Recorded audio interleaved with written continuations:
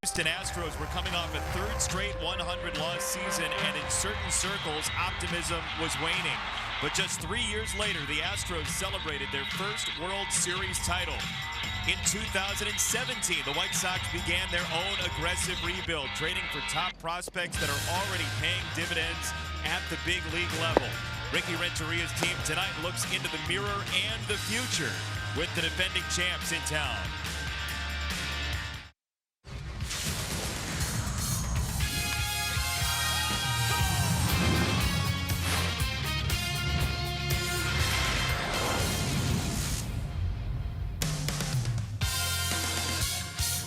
Back in Chicago, the Sox, after a road trip to Minneapolis and Oakland, take on the guys who have the trophy from 2017. The Astros are in town for game number 1 of a 3-game series.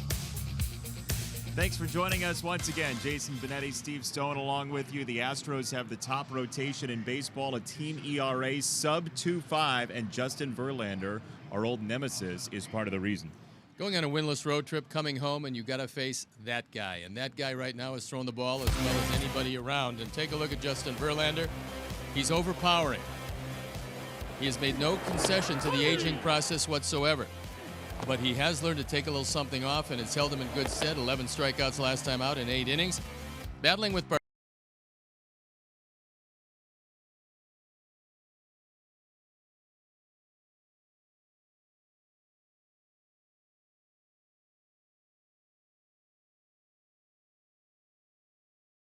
he's done very well, 2.11 ERA, so you'd have to say it's a good matchup tonight. James going out there once again. He's feeling fine. Hopefully tonight he'll hold him in check because this is a powerful lineup. Yeah, it certainly is, especially in the middle infield. Jose Altuve and Carlos Correa, just tremendous young infielders. You take a look at these two guys. One's an MVP and the other might be an MVP in waiting. So between Altuve, who is the short part of the combination, and Correa, who is the younger and taller part of the combination, combined for 322, 12 extra base hits, 22 driven in, and 22 runs scored. They both can field, they both can run, they both can hit. This is a stacked Houston lineup. When you take a look at that, you realize why they're knocking at the door and why they're going to be tough to beat this year. Altuve, Correa, Springer, McCann, Verlander, Keuchel, Cole, and McCullers. They added Cole in the offseason. You can see why this team is one of the best around. Look at all those accolades, and these guys can get it done. This is one of those rotations you look and you say, well, we missed Cole, but and then you face the other guys. Yeah, so the other guys. That's what the Sox are dealing with in this series. Sox and Astros game number 1 of 3 coming up. The snow is gone, and that's good news. Actual baseball, and we'll recap what happened on the road when we come back.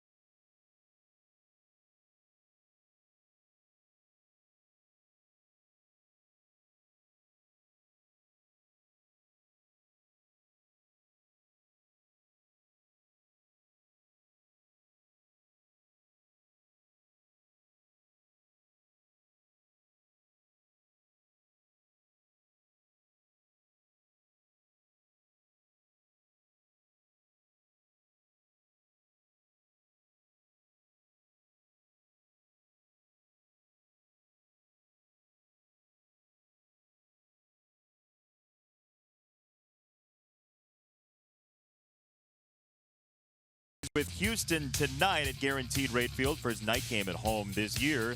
And in case you haven't been joining us, here's what you missed on the road trip for the Sox, who were in Minneapolis first and lost to Jose Barrios and also the bullpen door on Thursday. Aaron Bummer, please try door number 2. He finally squeezed through and made it into the game. And then the snow came. Friday, Saturday, Sunday, no game in Minneapolis. Of course, it was canceled. It was a blizzard. Thanks, Mr. Sign. Reynaldo Lopez, though, in Oakland on Monday, 10 strikeouts. He was outstanding. Did take the loss in that game, however, as Lopez showed fantastic stuff one more time, and then it was the yo-yo show. A night later, this is a home run late in the game, a 2-run shot to get the Sox on the board, and he followed that up with massive early heroics on Wednesday afternoon. Bases loaded, his first career grand slam in a Sox jersey. Moncada had the team up 6-1 and 9-4 in that game.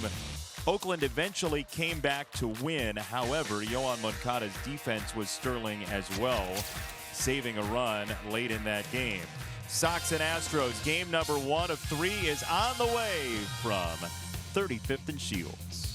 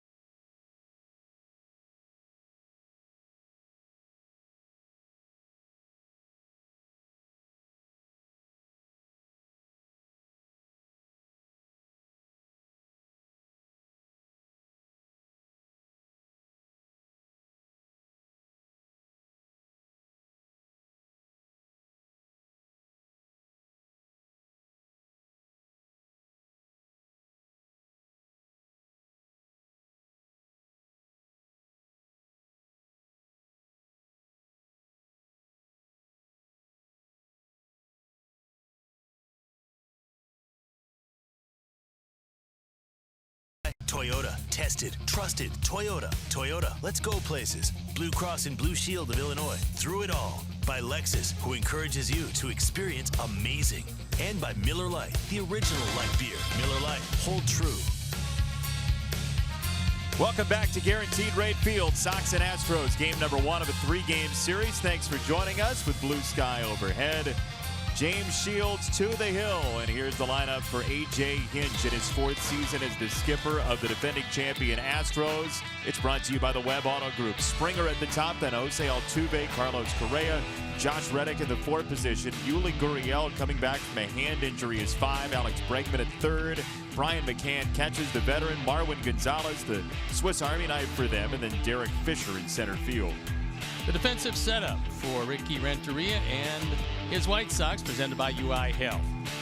It's Delmonico, Engel, and Avi around the outfield with Yomer, Tim, Yoan, and Jose in the infield. Omar Narvaez gets a nod behind the plate, and our Lexus Experience amazing starting pitcher is James Shields.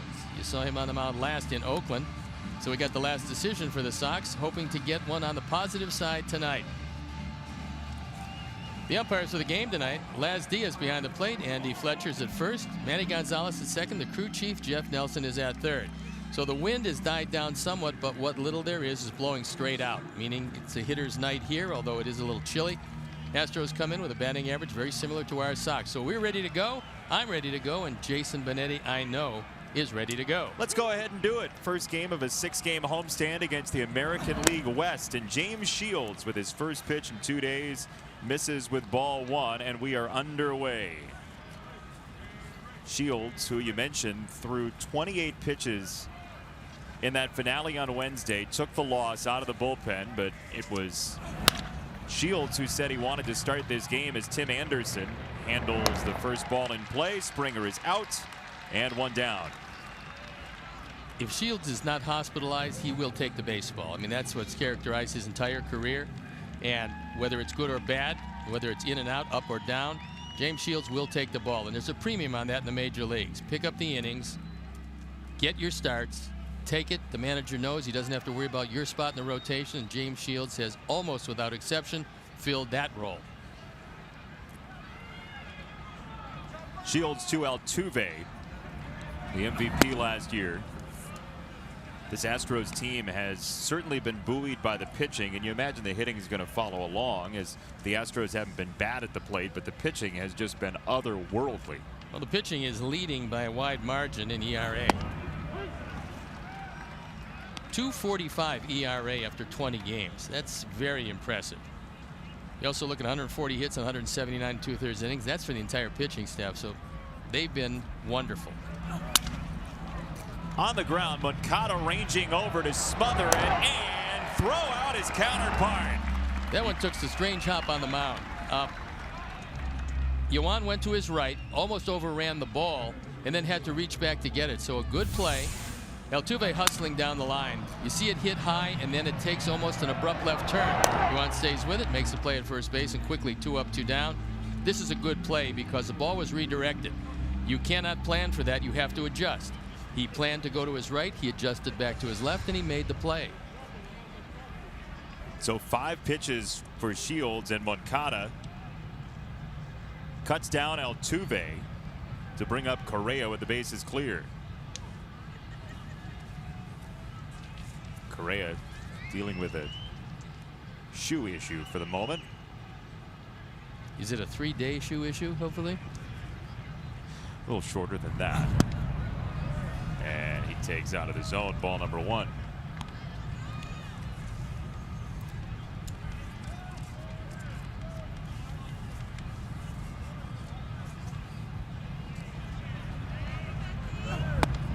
That's in for a strike. 1 ball, 1 strike. So James Shields is the first Sox pitcher since 1986 to finish a game for a team and then start the next game for the Sox.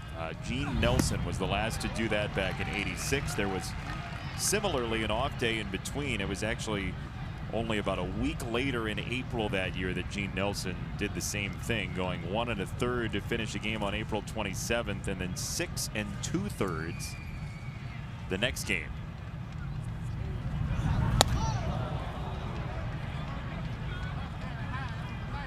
You don't think James will be terribly affected, though, if I'm gathering after what you said pregame? No, I think that he's going to be fine. I think that was his normal throw day, and yes, there was more intensity in his last outing, but if he didn't feel good, he wouldn't take the ball. You go over 200 innings 9 times, you will take the ball. First base side and arching out of play.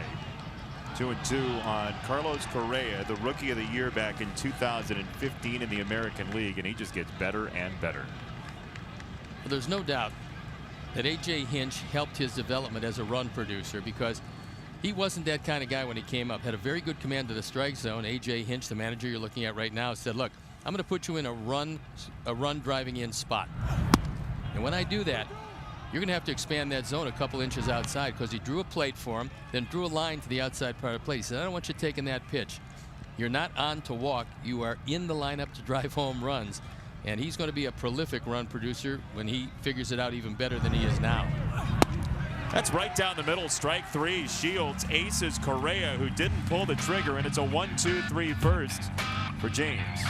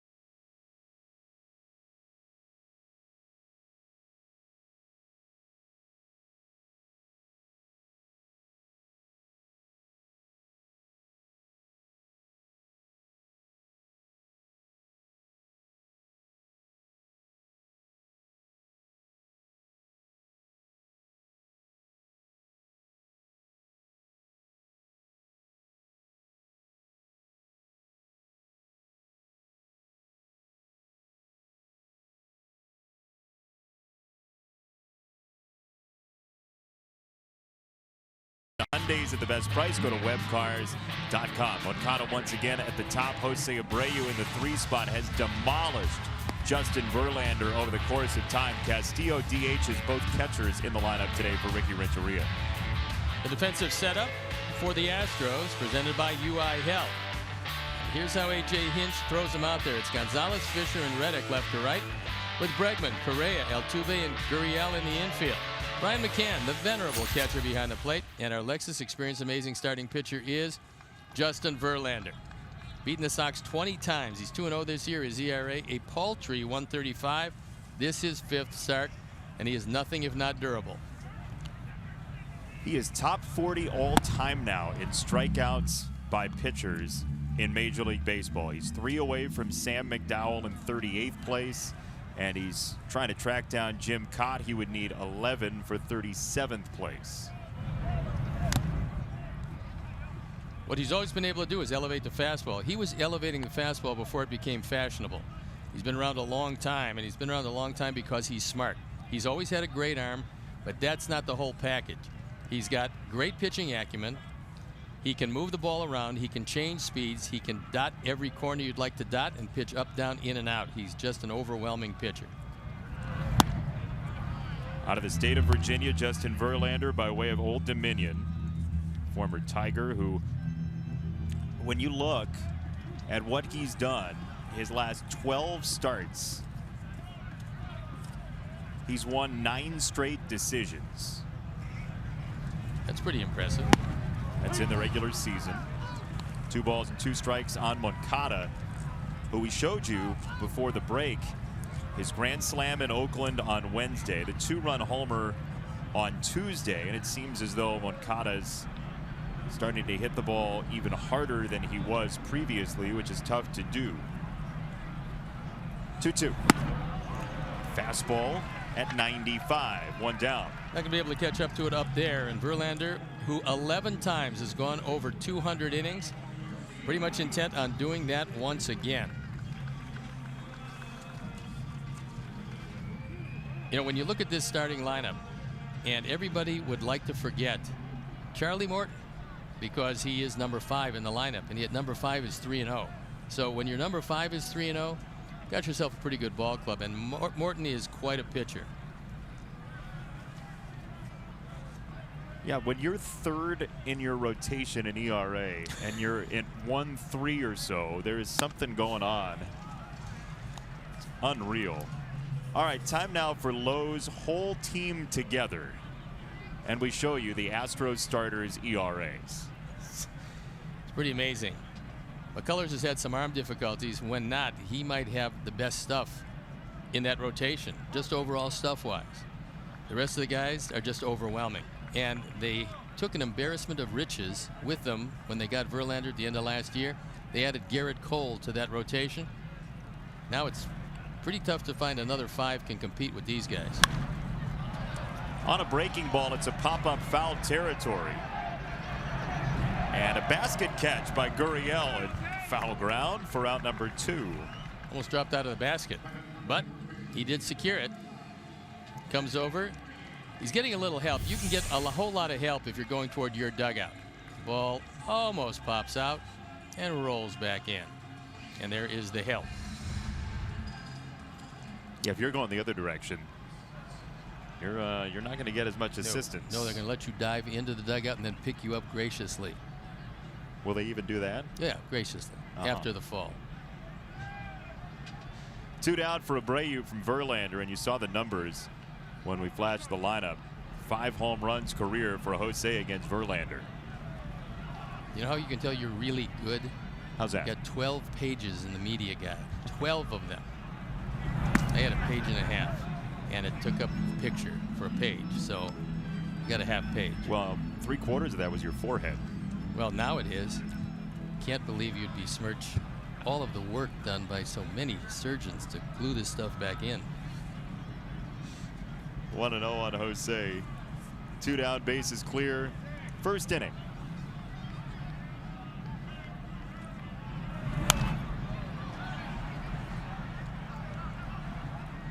First 2 times that Jose looked at Justin Verlander, he took one over the center field wall in Detroit, came back here and took one over the center field wall here. There is no doubt he gets up for the best pitchers in baseball. I mean, he's up every day and he's grinding out a lot of at-bats, but against the best of the best, Jose will terrorize them because he's one of the best. Downstairs 1-2 on Abreu.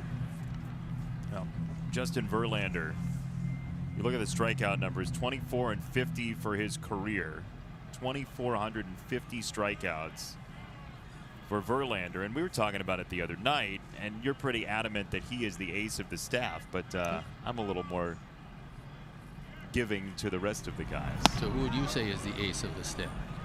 I think this is one of those staffs where you say, you know what, it's going to change every month. Yeah? Yeah, I do. Okay.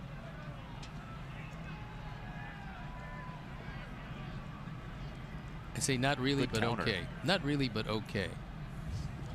2-2. A little bit low, 3-2. That one could have gone either way, and Las Diaz said it was down. And again, you're getting breaks up this entire year. You're not getting breaks down. That was nicely caught by McCann, but he couldn't steal a strike from Laz.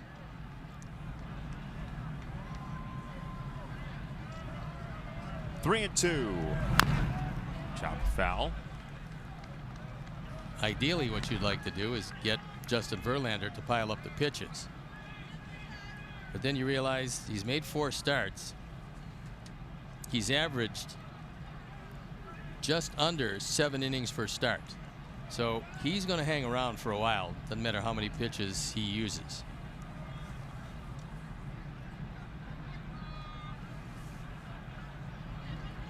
Three and two. Into center field where there's a huge gap, but Fisher makes his way over to make the catch. Abreu sizes one up well, but can't get it away from the outfield.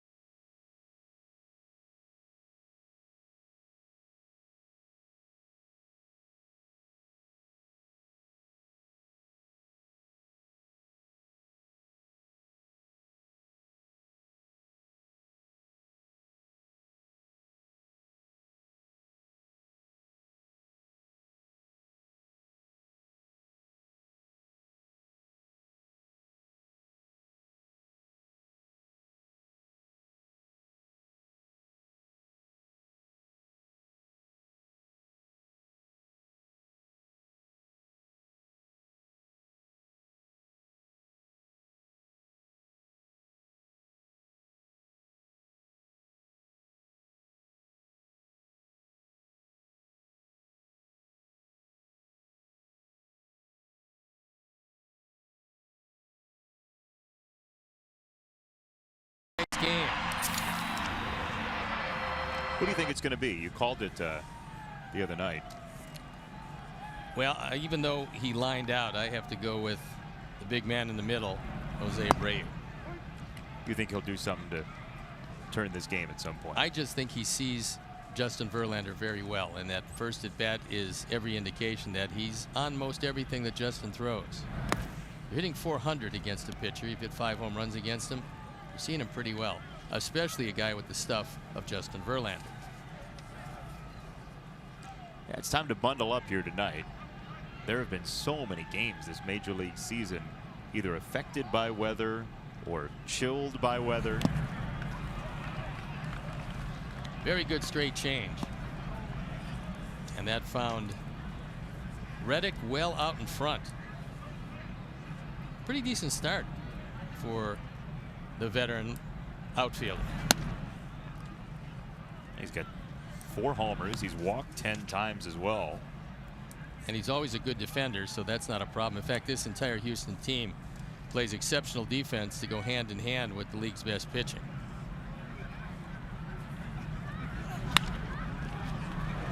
The shift is on, and Moncada does not get him at first. Reddick beats it out. I think Jose wants to take a look at it. I think he wants to see just exactly what it looks like in the dugout. I thought real time he was out, Steve. I thought he was out also. And, you know, again, we're seeing it in real time. We're seeing it just exactly like Andy Fletcher saw it. And credit Reddick. He's busting it down the line. Looked like he had him by a half step to me. Looked like the ball's in the glove while the foot's in the air. And Yuan probably wants to think about how fast these guys are. No, he's safe. Good call by Andy Fletcher. It was a good call. He's safe, and it's going to be a base hit.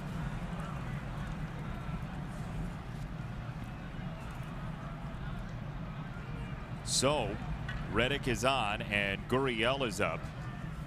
Big day for Yuli Gurriel because in New York, his brother Lourdes has been called up by the Blue Jays. He's batting 9th tonight, and he's got his first hit. He's 1 for 2. That's exciting. I will assume he's the younger brother.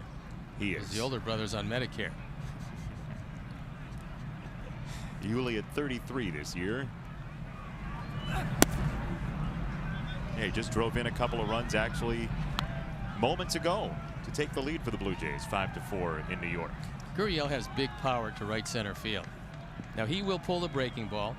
He's going to pull inside fastballs for the most part, but he likes to hit right center field and straightaway center.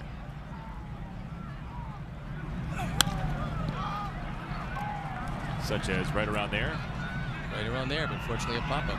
Moncada for out number 1 with Bregman coming up. And here's what you'll see tonight on our telecast from Guaranteed Rate Field. Blake Rutherford with an outstanding night for Winston-Salem last night. Around Major League Baseball, some wonderful moments from the series in Puerto Rico between the Twins and the Indians, including the hometown hero Francisco Lindor and Scotty Pods in White Sox history. Find out what that is coming up later. For those of you who might not remember, Blake Rutherford came over from the Yankees in a clear out the bullpen trade. Rutherford coming this way. He's got power, hits from the left side, which is very good. And he's a guy to keep your eye on. You might not have heard all that much about him, but he's a good one. And he's off to a nice start. That is a loaded outfield right now with Advanced A Winston-Salem with Luis Basabe, Micah Adolfo, Blake Rutherford, Alex Call, who was injured last year and trying for a comeback season. Alex Bregman, former 2nd overall pick, who was so important to this team on the run through the World Series last year.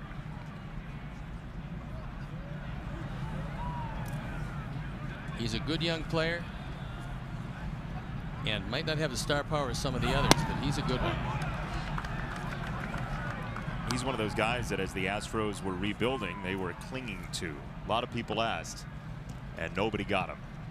Well, a whole lot of folks believe that he could play Major League shortstop, but with a man to his left, I think Correa is going to be there for a while. So wisely, Bregman and the Astros decided to fit him in at third base, where he's fit quite nicely.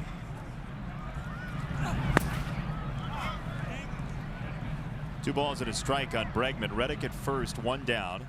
2nd inning. And by the way, if you didn't hear, the Sox made a couple of roster moves yesterday during the off day. Trace Thompson is back in Chicago with the Sox, where it all started in 2015, and Tyler Saladino was traded to Milwaukee. So Sox certainly thank Tyler for everything he did while he was here. Had a great year a couple of years ago. Now 3-1 on Bregman, and here is exactly what the numbers are for Trace Thompson, Tyler Saladino. So Trace looks like he's going to be a 4th outfielder right now for this team, but Ricky Renteria said it's certainly possible that against a tough lefty, we could see Trace Thompson in left, let alone other spots. And Sally's going to help Milwaukee. There's nothing he can't do. Also, he can emergency catch if something happens, so they'll enjoy him over there. Bregman walks. 2 on, 1 out. McCann coming up. Your 2018 Chicago White Sox are presented by Guaranteed Rate, your trusted teammate throughout the mortgage process. Experience the difference today at rate.com.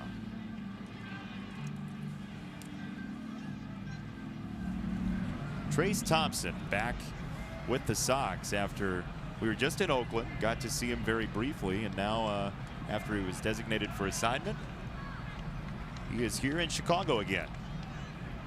Got here pretty quickly, as you would expect. He's also familiar with how to get to the ballpark. It's true. Yep. Second go round with the Sox. Traded after the 2015 season, in which he was you remember, a late season revelation for the Sox. The good thing about him is that everywhere he goes, the people around there, not only just the players, but the people who work at the ballpark, the people who work in the various media rooms, they just love Trayce Thompson. They think he's a wonderful man, and he is.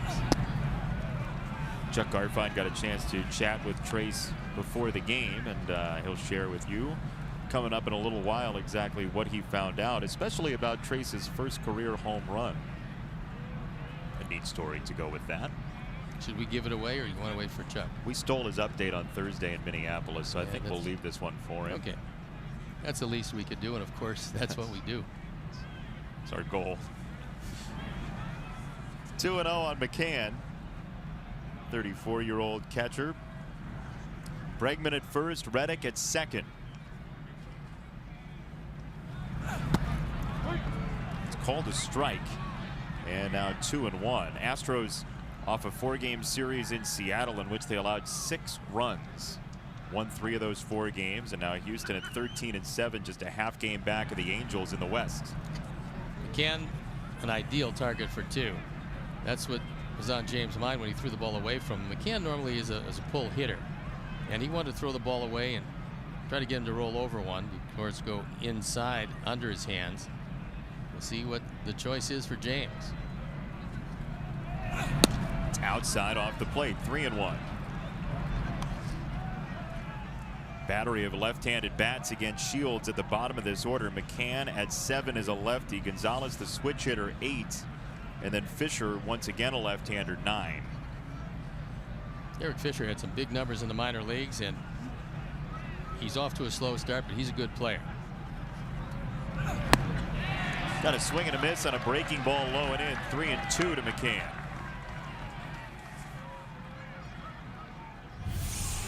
Good spot for it. This is the cutter. You can see the dot on the back of the ball, and we slow it down with our tight center camera, and the ball slows down enough where you can see the dot. When you see the dot, it's either a slider or a cutter. That was a cutter. Runners off on 3-2, and that's popped up back of home. Omar has no play. Before this goes any further and it gets any colder, we would like to thank the White Sox Premium Seating members, the folks who were gracious enough to send up some specially designed Sox jackets, which happen to be astonishingly warm. It's honestly like wearing a sleeping bag. I think it's wonderful, and you know, for the many sleepovers you have during the season, I use it outside, but you know, use it wherever you want to. Yeah, people look at me and they immediately think rugged camper. So thanks for clearing that up. 3-2 on McCann. And time called. We'd like to welcome all our viewers watching on Connexus in central Illinois. You pronounce that right? Connexus. Oh. If I say it 2 more times, we'll have Connexus 4. Is that the Connexus between 2 points? Yes. Okay. I'm sure they're grateful for all of our Connexusing. 3-2 on McCann. It's outside, ball 4. Bases loaded. 1 out. Second inning for Marwin Gonzalez.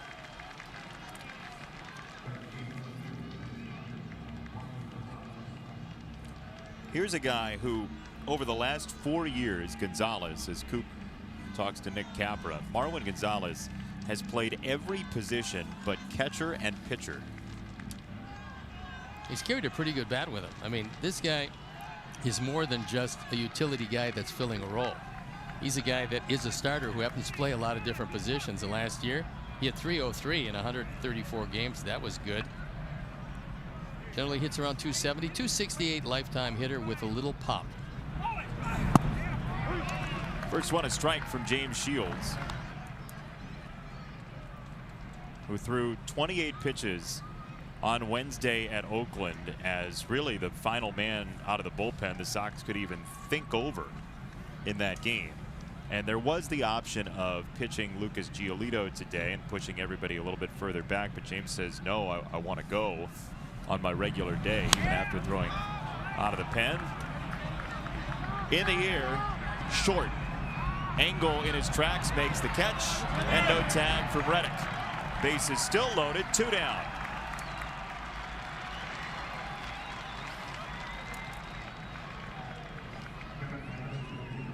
Big pitch by James as he made sure that the runners all stayed on the bases. And there's a changeup. So he's got Gonzalez well out in front. You see where he hit the ball? He hit the ball on the end of the bat, popped straight up and not near deep enough as Engel came in, and Adam made sure that Reddick could not advance. That leaves it to Fisher, playing center field here tonight for the Astros. He is 4 for 32 this year. That one gets away very slightly from Omar, but not far enough for Reddick to think over coming home. Astros team batting average coming in at 244. That's 12th in baseball. Sox are right around there at 239. Cleveland still last in batting average at 208. Not a lot of people hit that pitching, though, especially out of the bullpen. Yeah, when you're hitting 208 and you're 9-7, that means you're throwing it pretty good. There's a few guys, and Jason said that they wouldn't trade Bregman, and you can understand why. He's their everyday third baseman. But when they were shopping around for some talent back, like Verlander and a number of others they brought to the team, 2 guys that kept coming up were Fisher and Kyle Tucker. And they traded a few people, but they kept these 2 guys. Kyle Tucker is going to be special. He's only 21 years old, and Fisher's a good one. Off speed again from Shields. Fisher over top of it, 1-2. There you see another variation of the changeup. When James was right in his glory days, he could tell you the changeup's coming. You still couldn't wait back and hit it. That's how good the delivery was. Now the challenge, because he's dropped his arm angle, is making it look like his fastball. How do you do that? Well, for him, it's arm velocity, and also he kills it back in his hand. I think when we slow it down and show you that change, you'll see how deep it is in his hand, and also he uses it in the middle of his fingers. He doesn't. It's not a splitter. It's a change, and it's between the ring finger and the middle finger. That's where he grips the ball. He imparts side spin on it. So between the side spin and the fact that it's tucked back in his hand, he can get the same arm velocity and release point that he does with a fastball. That's the deception of the changeup, is make it look exactly like a fastball to the hitter's eye and then watch the bottom fall out of it. 2-2. That's there for strike 3. Twice an Astros batter frozen by Shields.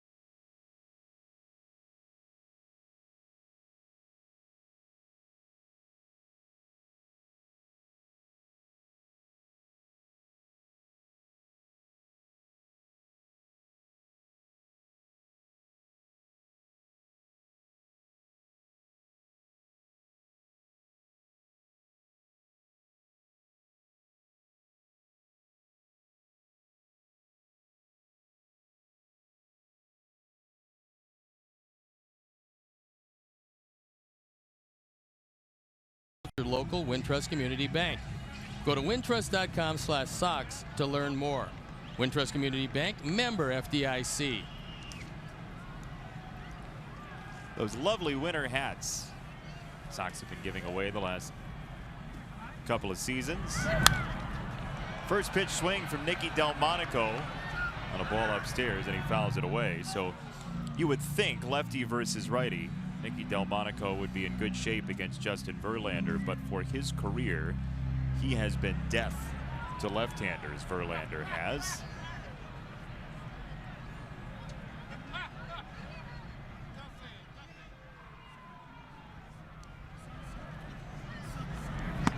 Nicky shows bunt. Takes a called strike, 0-2. You take a look at the active leaders for righties against left-handers. Lowest on-base percentage by lefties. Jake Odorizzi's #1, Verlander 5. It's really interesting that every guy on there has got a good changeup. And if you're right-handed combating left-hand hitters, you better have a good changeup or just overwhelming stuff consistently. Pop up on 2 strikes. McCann along the line to make the play for out #1 as we check in with Chuck Garfien. Hi, Chuck.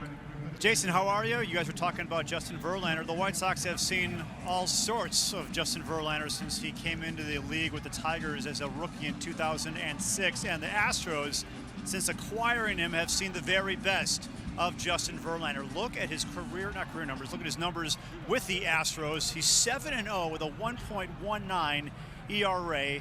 Also, he's 4-1 in the postseason. That's what he did last year. His previous start against Texas. How about this? 8 innings, 1 hit, 1 run, 11 Ks. And for his career, he's thrown over 32,000 pitches. That is the most of anybody in baseball since 2006.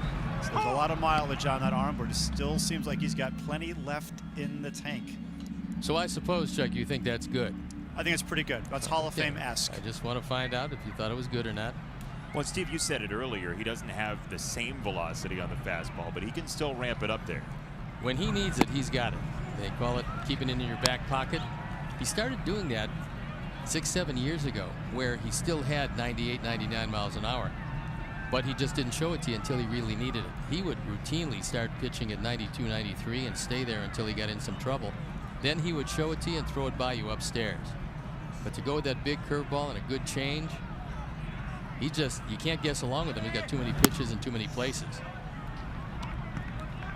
Here's what he throws. 4-seam fastball about 60% of the time, slider, curve, and then, you know, the barely registering changeup and cutter.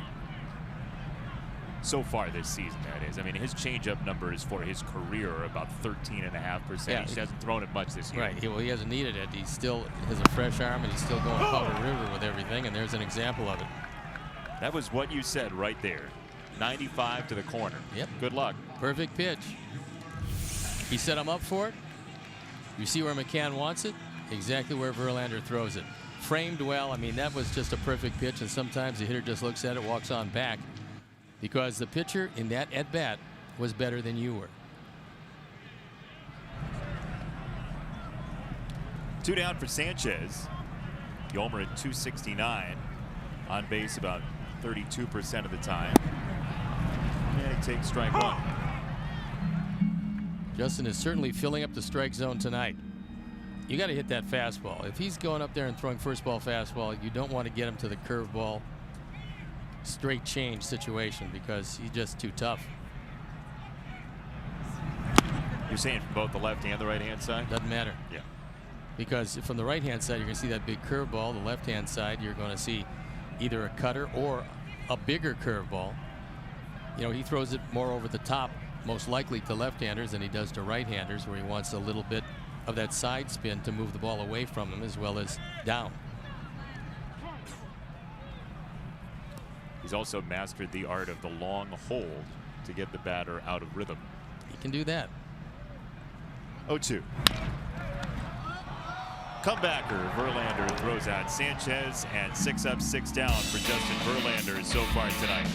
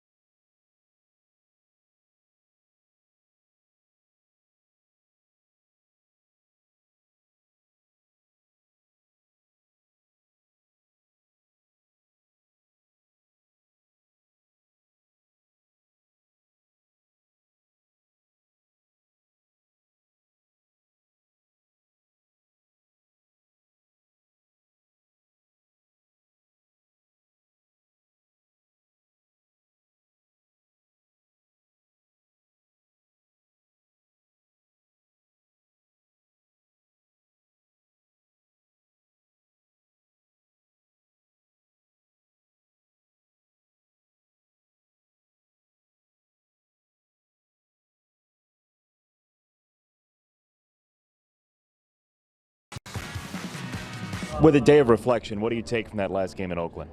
I thought the guys didn't quit. I thought they played, we finished almost, I don't know if it was after 6 or 6:30 sometime, and it didn't feel like we had been playing for, 6+ hours, to be honest. I know when I got into the clubhouse, it was 7 o'clock before we were even showering, and so that tells me, and the way these guys were engaged in the ball game the whole way, it was pretty exciting to watch. I know we didn't get the result that we wanted, but boy, they played their hearts out, and I couldn't have been prouder of them. We play like that more times than not, we're going to end up winning some ball games. Ricky said something that we both looked at each other and said after the game as well, just kind of feeling it at the ballpark, that it didn't feel like as long of a game as it was. A lot of exciting plays and a lot of moments where the Sox could have overtaken the A's. Well, a lot of offense, and I was kind of shocked when I looked at my watch and saw time of game at 5:48. Springer tags this ball deep center field. Engel is back at the warning track, and he stops to make the play for out number 1. I think James is a little surprised that one stayed in the park, and probably 2 weeks from now it wouldn't. But tonight, even though the wind is blowing out ever so slightly, it stayed in the park as James gets away with something above the belt, and Springer hits the daylights out of it. Just not quite far enough with a step to spare. And James Shields thought it was out. It wasn't. So they have this thing called hit probability. How hard you hit it, the angle at which you hit it, all that stuff. That ball normally is 96% of the time a hit.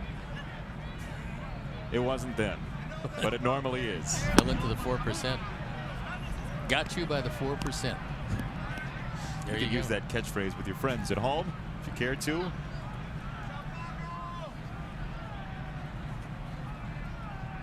Altuve takes some big hacks at the plate. He's just quite a player. There's not one aspect of the game, including leadership, that this man does not have. And he was well respected before the gigantic numbers, so it wasn't just a product of the MVP. He was that kind of guy pretty much from the beginning. And he's the rare occurrence that you hear about in baseball. Normally you talk to players and they say, oh, I hit this big growth spurt and I went from 6 foot to 6'6" my junior year of height. He stopped growing in his early teens. He was much bigger than everybody at first, and then everybody else caught up to him, but he still could play. Those very big numbers that he put up last year. 346. He scored 112 runs, hit 24 homers, drove in 81, 58 walks, and 32 stolen bases, and he's entering his 7th year in the league. There's still a lot of time left.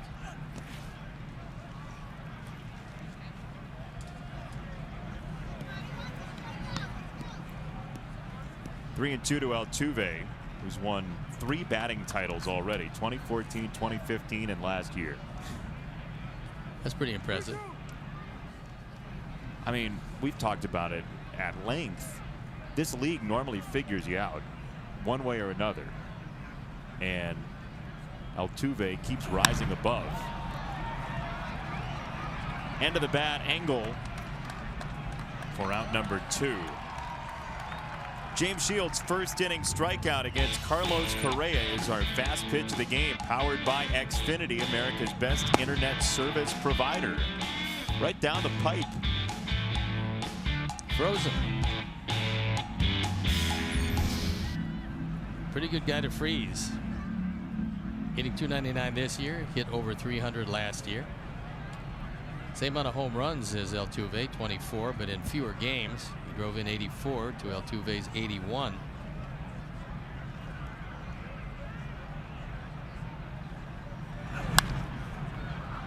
Fouled away. Correa a little frustrated with himself that he didn't do more with that pitch. Altuve last year played 153 games. Bregman 155, and Correa, because of injuries, just 109. Yet the number he's piled up, 84 runs batted in 109 games. That's pretty stout.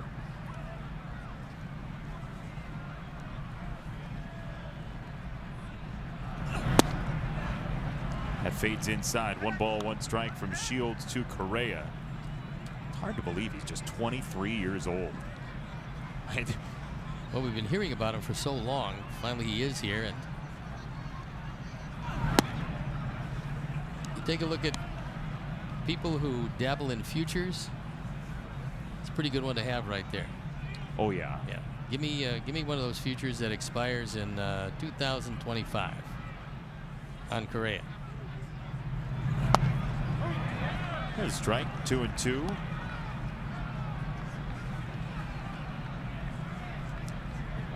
25 years ago, people would say, oh, he's too big to play shortstop. And then Cal Ripken came along, and there were some other big ones. Ron Hansen was with the White Sox, was a big shortstop years gone by.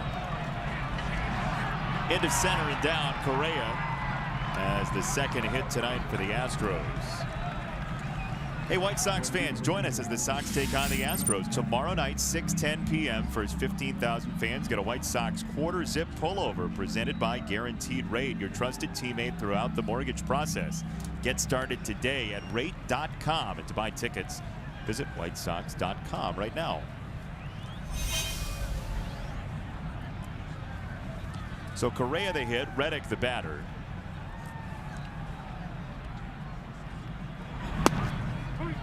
There's strike number one. You have to watch Correa because last year he stole 2 bases. He had some leg problems. This year he's 2 for 2 in stolen bases, and normally he's a good base stealer. And now that he's entirely healthy, he becomes a factor, although the Astros don't run very much, but when they run effectively.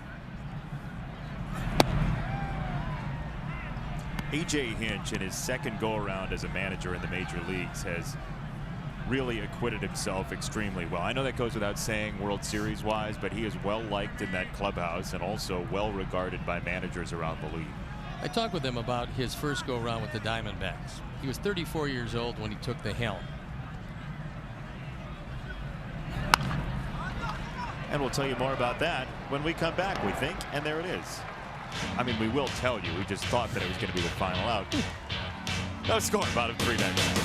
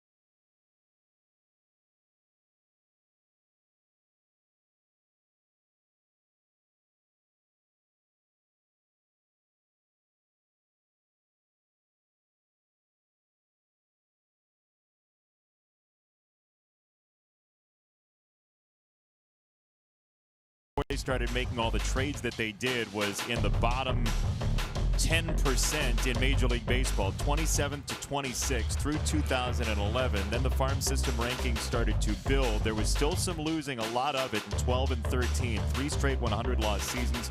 But you see, as the farm system improved, so did the record, and then the World Series title in 2017.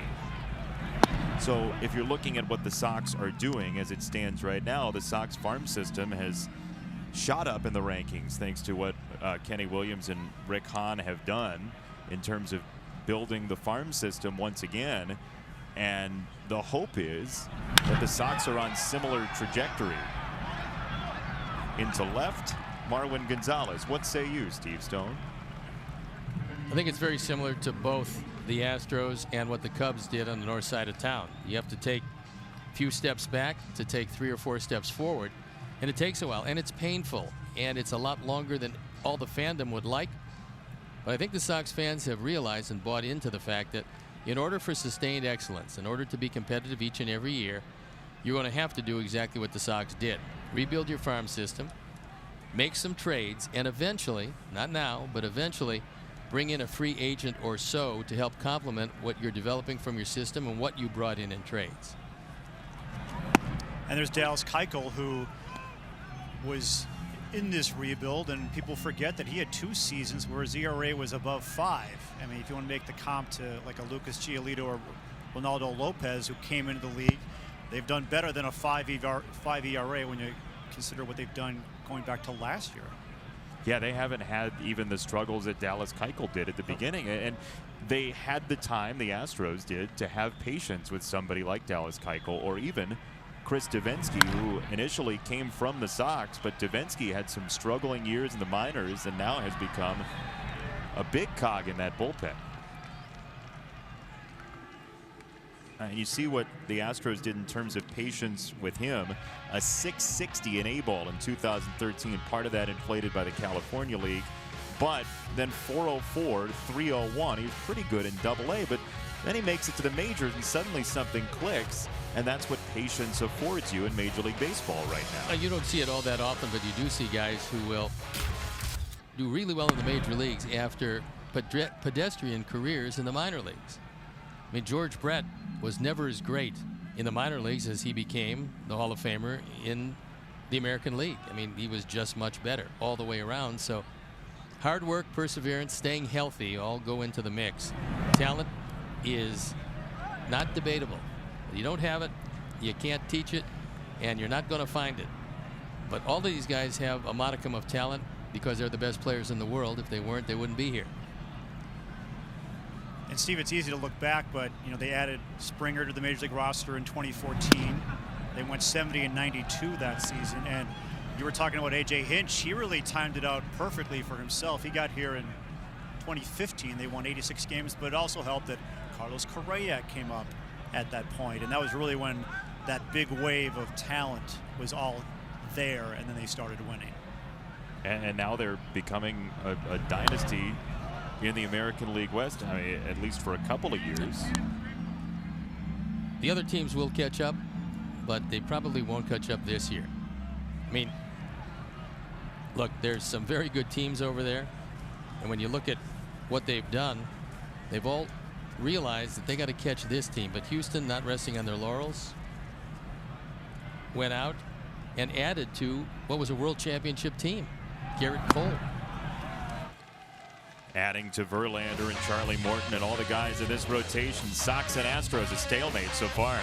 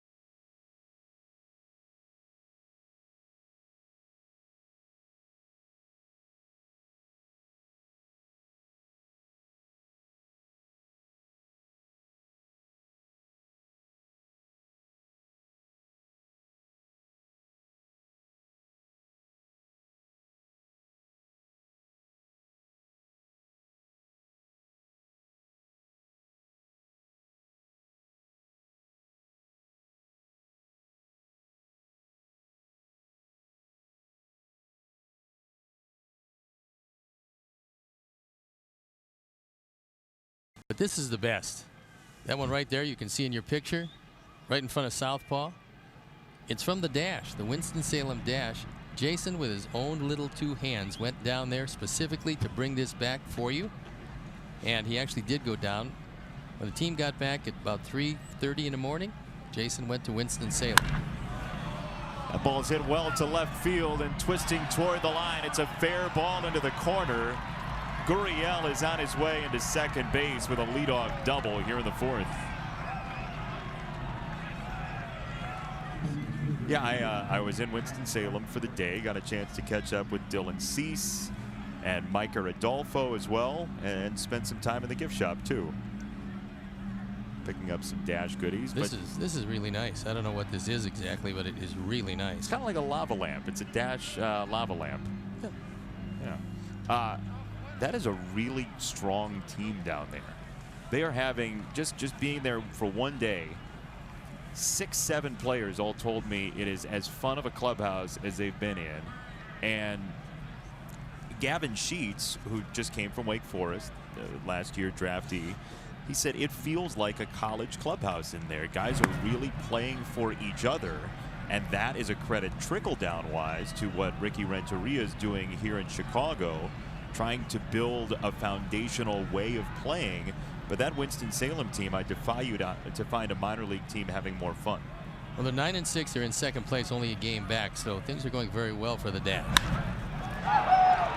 Right side and down, and the Astros are going to get on the board. It looks like Gurriel is home, and it's a double for Bregman. 1-0 Houston. I think it's going to be, I think it's single E9, but we'll have to take a look because he wasn't running. If he was running all the way, then maybe you can make a case for it, but we'll see what Bob Rosenberg wants. This is a cutter that doesn't cut. Bregman does it right. He pulls the hands in, goes the opposite field. That's a great piece of hitting. And then Javi gets to it, but he cannot corral it. And we'll see, you know, I just assume him get a double, but it's a single E9, which is the way it should be scored. So Gurriel scores easily. And Bregman, trying to do the right thing, turns it into goal. Just that little bobble gets the extra base for the Astros, and this is not a team you want to donate to.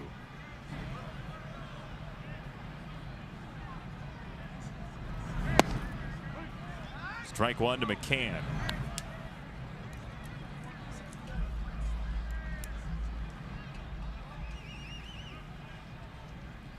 Astros opened the season 6-1. They've gone 7-6 their last 13. As that ball's looped down the right field side, and it is a fair ball. Here comes Bregman to score, and the Astros have 2 on 3 straight hits.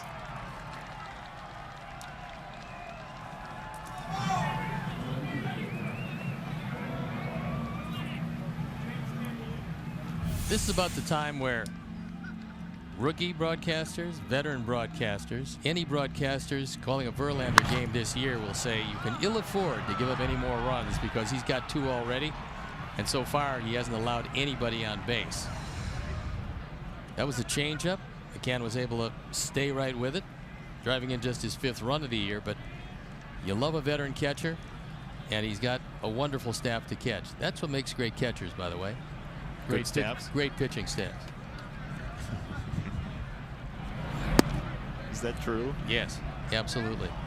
I'll give you a bad 5-man staff with a great catcher and tell me how it works out for you. But if you're part of that bad 5-man staff, you really want to have the great catcher. I always want to have the great catcher. I just assumed he didn't say anything, but I wanted a great catcher. You're not doing yourself any favors getting a good catcher next time. You want to throw by saying good 5-man staff makes a good catcher. It does. I think you and I could have caught for Atlanta, running Maddox, Glavine, Avery, and Smoltz out there. Just 4 of the 5. Why are you trying to take away Javi Lopez and Damon Berryhill's job?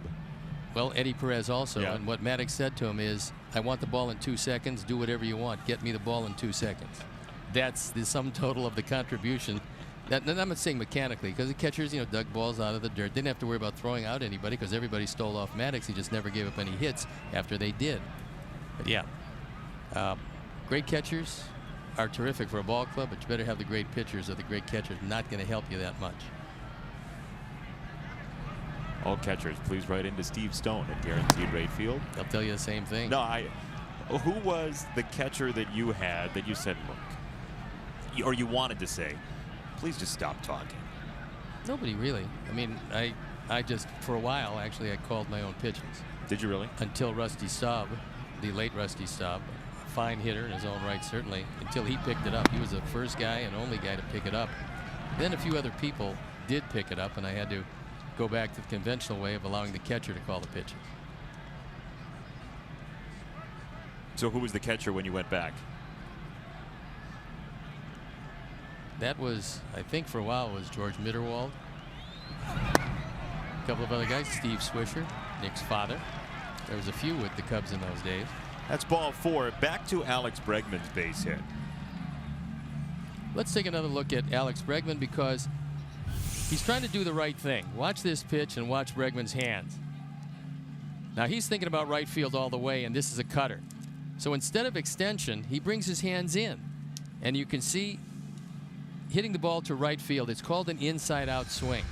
The technical aspect of it, Ken Harrelson would probably tell you exactly why he did it and how he did it. I will tell you what he did and where it went. But he was trying to do the right thing the entire at-bat. That's the only way you can inside out the ball to right field. And he did it perfectly. And this is a young hitter. I mean, he's basically just out of LSU last year. And they thought so highly of him, they drafted him second in the draft. When you're drafted up there, you're doing pretty well. Remember, Chris Bryant was the second pick in the draft also. And don't remind Astros fans you know what would be frightening? If they decided they could live without Mark Appel and they would have taken Chris Bryant and then put Chris Bryant into this lineup, they'd maybe what, 145 and 17 maybe? Some of those wins might be forfeits by the other team for not showing up. Well, with this pitching staff to go with that offense, including Bryant, it'd be pretty tough. There was a really interesting story during the offseason, a couple months before the season started, about Mark Appel and where he's ended up. He's just away from baseball now. He's trying to get into a much happier place. And we were talking about the California League earlier. He ends up really struggling to find his ability again in the California League. And there was one moment in the story about Mark Appel, the former 1-1 pick for the Astros. He got so frustrated, there was a piece of particle board in the Lancaster clubhouse, and he just punched right through it. I mean, beat the thing up, and this game can just absolutely wear you down, and he is a prime example of that. And he said in the story the opposite of what you're talking about with Bryant being on the Astros. He said, you know, sometimes I do wonder, I find myself wondering what would happen if I was playing for the Cubs, if I was in that system, if things would have changed. Well, you really can never say, obviously, because it didn't happen, and they felt that Appel was the best player for them at that point. That's why they made the draft they did. And look, it's a very frustrating game. There is no doubt about it, because you're used to dominating. If you're the #1 pick in the draft, you've dominated every level you've ever been at in every league you've ever been in. And so then you suddenly get to a level where you can not only dominate, but you can't even get people out consistently. And that's a harsh reality to pitchers who never had that kind of adversity anywhere. So when that happens, they don't have anything to fall back on, because they never really, as a professional pitcher or an amateur pitcher for that matter, they've never failed. Right center field, Adam Engel, a long run. He's in the gap, and he makes the play. McCann tags from second and hits third. So runners at the corners for Houston here in the 4th. Pitcher hits the daylights out of this one, but we told you it's heavy air this evening for whatever reason. It has something to do with the temperature, certainly, but the ball is not jumping because there's been some very hard hit balls. Abreu against Verlander in the 1st. Fisher here crushes it. Adam Engel went back to the wall to catch another long drive, so the ball is hanging up, at least for the moment, and much to the delight of James Shields at this point. That ball went 360 feet, and you can only imagine in July that probably carries to about 380 or something around there. Yeah, I think, yeah, warmer weather. And it doesn't matter which way the wind blows. I mean, everybody looks at the flag and say, well, they're blowing out to right, so it's going to go to right. only to realize that the wind is swirling and it goes to left, center, and right.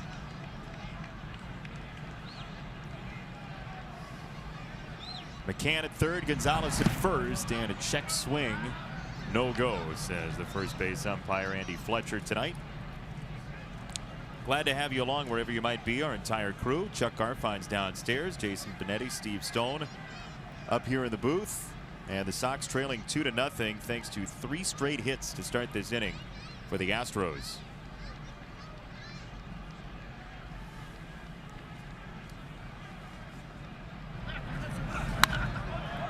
Into left field, and trouble once again. Astros are spraying it down the boundaries. McCann's home. Gonzalez to follow. Throw to the plate. It is bouncing away. And now here comes Springer on the way home. He is safe. It's a hustling ball club, and they got speed up and down this lineup. And Springer just turned it on. He's one of the faster men around. And as soon as he saw a little opening, and that opening came when the ball landed off the broad back of Brian McCann. Ball bounded away, and then Springer was off to the races. This is another cutter, and right now the cutter is not friendly for James. Springer takes it down the line, drives in his 13th run of the year, and then decides he's just coming on. The throw unfortunately hits him in the back. It bounds away, and it's 5-0, the Houstons. Well, George Springer with a little league home run.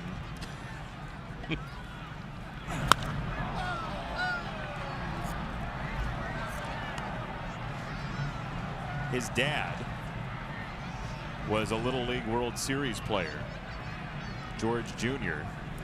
And so George III ends up running around the bases here tonight in Chicago. George III can really play. Oof. I mean, this is a guy that has otherworldly skills. Now, I'm not sure he's going to be a high average hitter, but he's not going to have to be, because he's going to be one of the guys at the top that's going to drive in runs. He's got 14 with 2 there, and then it goes E6. An error on Tim Anderson on the throw. You have to account for Springer scoring. Ball caroms off a runner. You're going to get the error.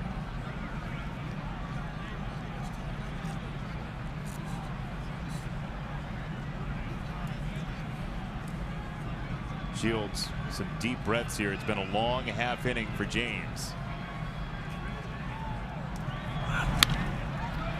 Line to left. Altuve with a hit.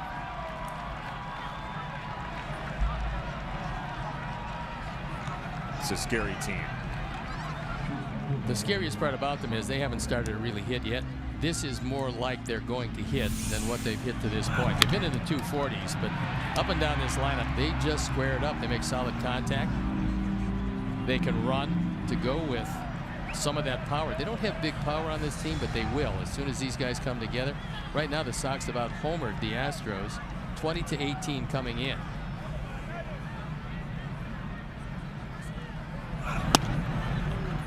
Now Correa takes ball number 1. Well, the Sox did use everybody in the bullpen a couple of days ago. The good news is there was an off day yesterday, so you can kind of hit the reset button on your bullpen.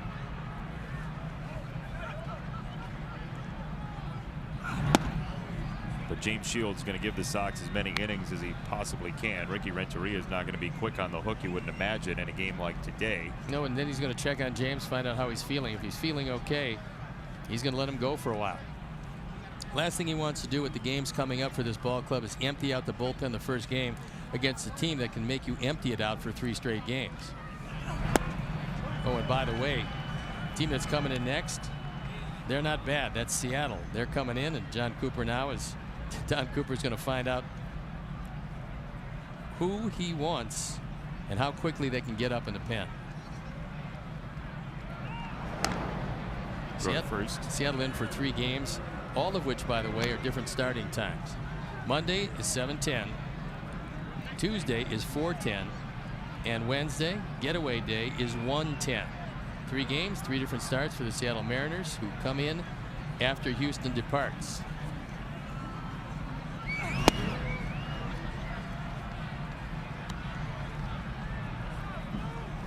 Astros just took 3 of 4 from the Mariners to start this road trip. It's not easy travel, by the way. Houston to Seattle to Chicago. At least you triangulate and get back home. 3-1. Goes in there, 3-2. So normally, this is a for sure you're going to run situation for Altuve. Danny Farquhar loosening in the pen. James has a great move, and I wonder if Altuve will get adventuresome at all.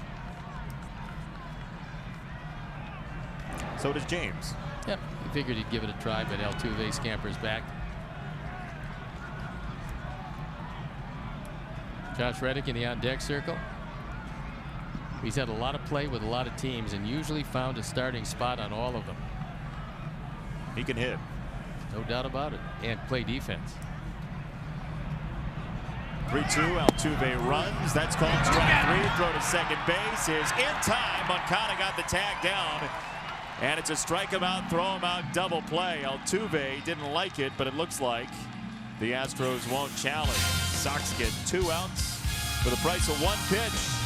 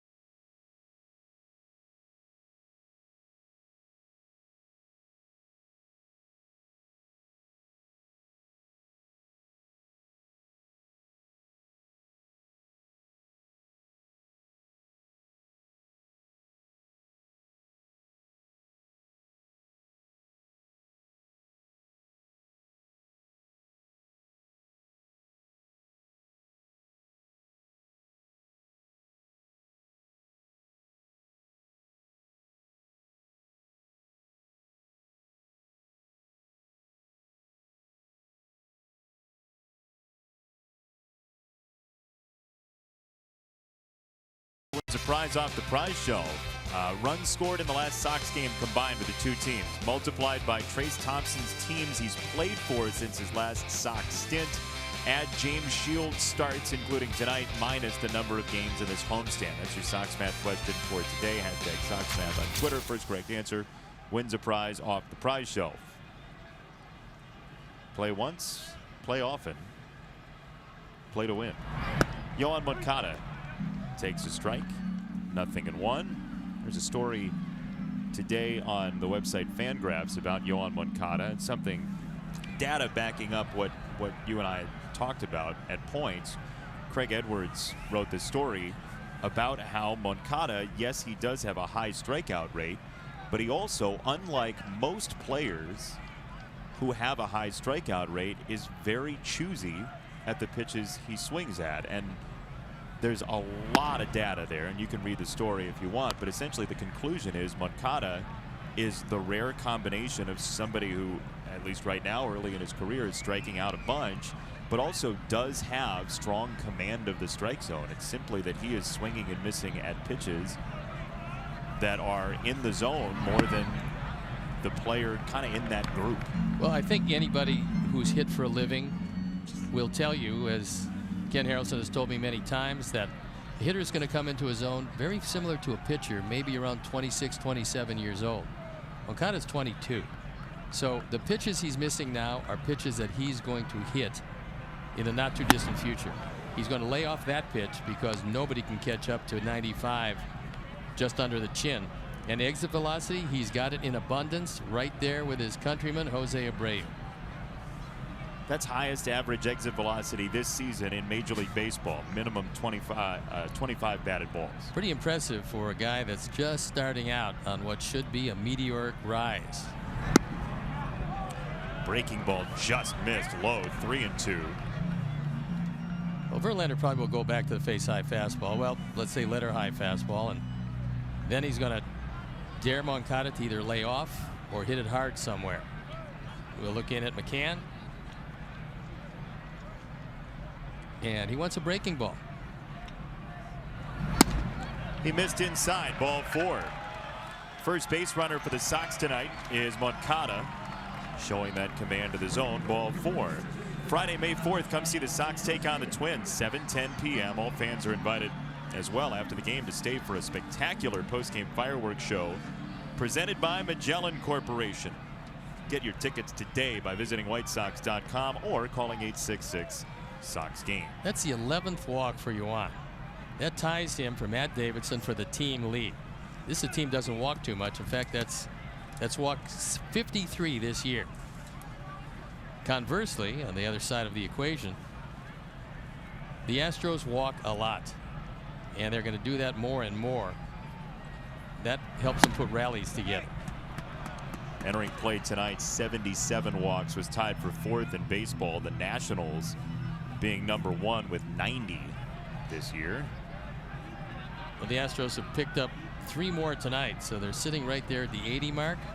And despite the fact that they have a lower slugging percentage than our Sox and a lot of other lower offensive numbers, they put up a few more runs, and they do it consistently.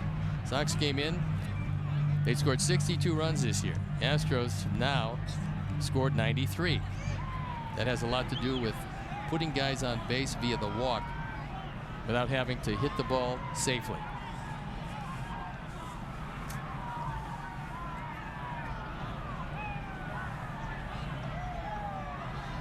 Moncada 3 steals, 3 tries this year, and Verlander floats it over there. How about the start the Red Sox have had? 16-2, best start in Major League Baseball since 1987. Well, look, there was a lot of guys they thought would come back and have bounce-back years, Porcello being one of them. They're happy to have David Price back. Chris Sale's doing what Chris Sale always does. But that ball club, winners of 7 in a row, 9 of their last 10, making a shambles of the early race in the East. Toronto holding close. The Yankees 9-8. The Yankees, for me, don't have the pitching to get there. I think they're going to be a little short. I also think they're too right-handed. I think they've got Gregorius. And with Ellsbury out of the lineup, Gardner's a little bit older these days. I think there's a problem. Bird can't stay healthy. So from the left side, the Yankees look like they need a little help to round out that offense. Although the right-handers can sting the ball, but pitching will eventually do them in, and the Red Sox have that in abundance. And Mookie Betts is playing well enough that over the weekend there was a story in the Boston Globe. Who'd you rather have, Mookie Betts or Mike Trout?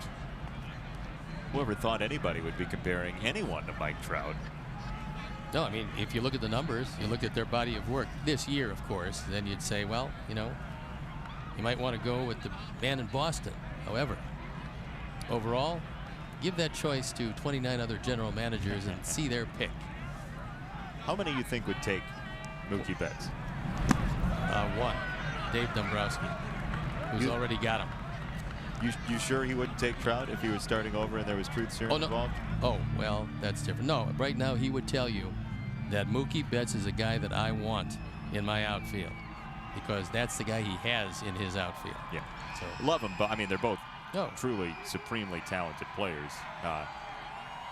Trout, bigger Eagles fan. Betts, better bowler. Is that?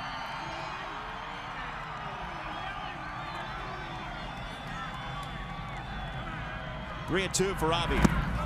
That's strike 3. Thrown on to second. A 1-hopper. Quick tag and safe the call. Correa could not get Moncada, who has stolen base number 4. So in the subtleties of the game, and there are many, that was a great tag by Correa. Take another look at it. McCann picks one out of the dirt, makes this a lot closer than it should have been, and Correa gets there, takes it straight down. Not easy to do. Usually have somewhat of a loop as you go after it. But he takes it right down in a hurry. He takes a one-hop throw that's skidding and able to put it right back down. Doesn't get him, but a good effort. In fact, on both ends, because that should have been really easy to do on a stolen base. It wasn't. Yuan got in under the tag, but McCann helped make it close along with Correa. Sox are running a bunch right now. It's a pretty aggressive team on the base paths, especially in Oakland. They should. You can't sit back and wait for the long ball this time of year. And Ricky's got them very aggressively looking for the next base when they get a base hit, when they get a double, looking to score. They're always looking for the next base, and it filters down through the base runners. And I wouldn't be surprised, and I don't know now. I know that Tim Anderson has a green light anytime he wants to, but I would think that Yoan Moncada would also, unless he'd have, and managers reserve the right to give him a stop sign. Two strikes on Abreu, who stung a ball in the first inning. A hard line out to center field, and Derek Fisher.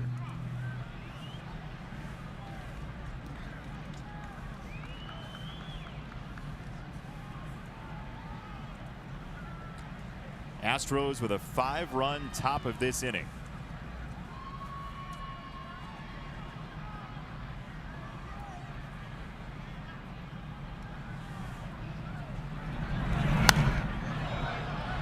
Downstairs, Chuck. You're talking about the steals of Moncada, Anderson, etc. The White Sox #1 in the American League in stolen bases. Second in the majors to only the Washington Nationals. Moncada gives the White Sox 19. They have not been a stolen base team in years. I think you have to go back to when Juan Pierre was here, and before that, Scott Podsednik and company in 2005. It's nice to see. It is. Makes your team look much more aggressive, and as soon as this offense really starts coming around, speed will be one of the big factors. Inside on Abreu, 1-2, and Ricky Renteria was talking about that before the game, that somebody asked him, do you feel overmatched with this team? And of course the answer is going to be no. I mean, he very much believes this team should be in every game, but he said, look, you look for the edge wherever you can find an edge, and that's why he's at the ballpark when he is. Rick Hahn, Kenny Williams, everybody tried to get him to spend less time at the ballpark, and Ricky resists that at just about every turn, because he's always looking at video, always looking at patterns from pitchers. As Bregman makes the play and throws for out number 2. Moncada still at second. Time now for Built for Baseball. It's brought to you by T-Mobile. And we show you what's going on around Major League Baseball. Brian Price is out as the manager of the Cincinnati Reds. Martin and Candelario, 2 homers against Baltimore, and Madison Bumgarner, pins removed from that broken finger. But how about Jim Riggleman, who has been, what's this, 4 times now he was the bench coach turned manager? I think so. I think that people bring him in as an insurance policy in case they decide to make a change, and usually he becomes a placeholder. Not that he hasn't gone into the next year, but usually he's a placeholder. They then take their time knowing that the team is in good hands. Jim Riggleman is a capable major league manager, has been for a long time. Normally able to have a very good coaching staff around him, but he's inheriting Brian Price's coaching staff that Riggleman was a part of. So he'll do a good job in Cincinnati, and then I'm not sure what's going to happen after this. If he does a good enough job, maybe they extend him, because that is a growing team. And I got to believe that somewhere along the line in the not too distant future, despite the fact that I believe he's going to be 35 years old, Joey Votto is going to be traded, and whoever gets him is going to be very happy. Now, the contract goes a long way down the road. However, he's still a wonderful player, and I have to believe that they will still get, because of that contract, they will get a very good return for a terrific first baseman in Joey Votto. Such a thoughtful hitter, such a talented hitter. Ball's grounded foul wide of Darryl Boston by Nicky. Joey Votto, if he was playing somewhere where there were prolific win totals, would be in more conversations about best players. Well, maybe not the top player in baseball, but in a place with a brighter spotlight, he would get a lot more recognition for what he does. How about going a full season without hitting a pop-up? It's amazing. When you look at numbers around this game, that is magnificent. One full season and not a pop-up in the infield. I don't know how that happens. I mean, that's as good as he is to square it up consistently. And against the pitchers that he's facing in the major leagues, it's astonishing. Really is astonishing. That particular one number always jumps out at me when I talk about it or hear about it or read about it. I don't know how it ever happened. Not sure it'll ever happen again, but it did. I mean, even just by sheer coincidence or something, you're going to miss a ball by enough to get that infield pop-up, and it didn't happen. Well, look at Verlander. I'm sure he faced Verlander. I don't know how many times he did, but Verlander or pitchers like him throw you high fastballs. Trying to get on top of a Verlander fastball, if it's above the letters, it's an amazing accomplishment. Also, you have to learn to lay off that, and Votto probably does that as well as anybody. Not going to swing it too many pitches upstairs. That probably helps him without popping up the ball. Sox will see the Reds in Cincinnati just before the All-Star break, part of a Texas, Ohio, Texas road trip.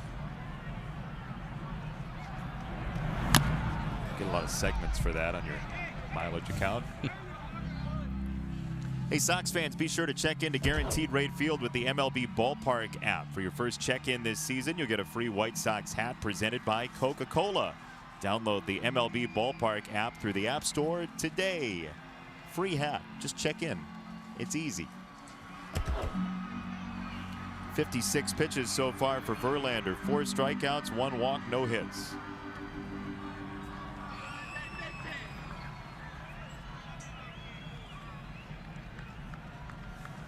Astros brought up 8 batters for 5 runs in the top of the 4th. So Verlander was stewing for a while. Nicky lays off. Knowing the scouting report, what Verlander likes to do on 2 strikes. Wouldn't be surprised if he goes back up there again, only a little bit lower, making it more tantalizing to lay off. Yohan would love to score the first White Sox run of the night.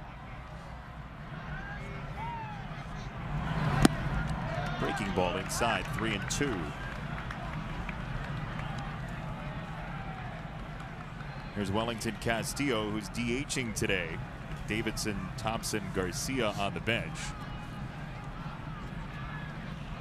It's Trace Thompson, if you didn't hear, back in a White Sox jersey after being claimed by the team yesterday. Tyler Saladino traded to Milwaukee. Here's Trace catching up with Carlos Rodon.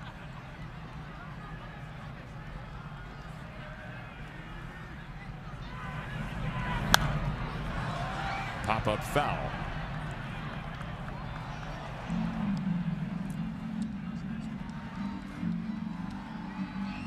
You wouldn't think Verlander would just lay one in there. I mean, throw a fastball waist high, because he does have first base open. Not that he's going to pitch around Nicky, but you got Wellington Castillo in the on-deck circle. Struck him out looking in the second. It's a righty-righty advantage. Doesn't want to put anybody on because Castillo does have big power. But he's going to pitch him a little more carefully than he normally would in a situation that differed from this. See what he's got in mind for pitch number 60 tonight. Upstairs, Nicky lays off. Ball 4 as we check in with Chuck. Yeah, guys, Trace Thompson obviously now here. He was a member of the White Sox. Hit his first career home run here at then U.S. Cellular Field, and it came against, of all people, Hector Santiago. And I asked Hector about that today, and I said, you know who gave up Trace Thompson's first home run? And he quickly answered, yes, Hector Santiago. In fact, Hector, who knew Trace Thompson ahead of time, after the game asked Trace if he could have one of his bats signed by Trace. So Trace signed a bat of his, and on it he said, thanks for my first career home run. Any golf from here on in is on me. How about that deal? Little did Trace know he was going to have to pay up. He ends up on Hector's team once again. So I'm sure Hector's scouting out golf courses for Kansas City and St. Louis. He absolutely would love, in inclement weather, to accommodate all the golf that anyone can play. As long as it was like the last time we were in Kansas City or Minneapolis. Snow out on Easter. There's a strike to Castillo. But how about that? I mean, you know, all in fun. Oh, yeah, golf's on me. There are 30 teams. You're not going to end up on the same team again. And here we are. And actually, Hector was telling Trace before the game, I'm going to be throwing you heaters, just so you know. That day that he hit the homer? Yeah, it kind of tipped him off. Not to try to, like, say, I'm going to let you hit a home run off of him, but it was kind of a friendly thing, like, hey, this is how I'm going to get you out. And, well, it didn't work. Yeah, talking a little smack, and it didn't pay off. 1-2 on Castillo from Verlander.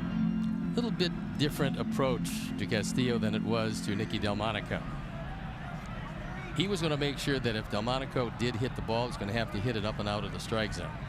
And put him on first base and took his chance with Wellington. Now, Wellington can spoil the parade, but another slider like the last one, and there'll be no parade. I love a parade. As I do too. There it is. Not happening. Slider, strike 3. 5 punch outs for Verlander. Coming up after this, we'll tell you about Blake Rutherford's magical night last night in A-ball.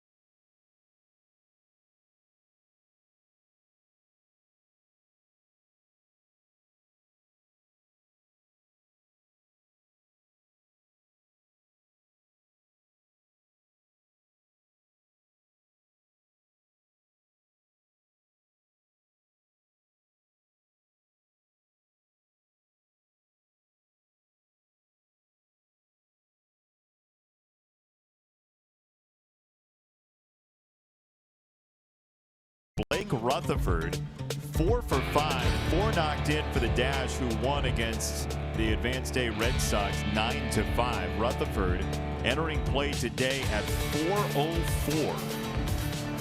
Pretty good. Yeah. Got a chance to see Blake yesterday before batting practice, and I'd like to tell you I knew he was going to have 4 hits, but you never really can tell in batting practice. Did you sense it, though? I mean, could you feel it? Ball was jumping off his bat. You could feel it. Yeah. You know what's great? Because things are going so well for the Dash, anytime we have an off day, go to Birmingham, come back and tell us about it. It sounds great. In the air to right field and twisting foul. Then Kannapolis and come back and tell us about it.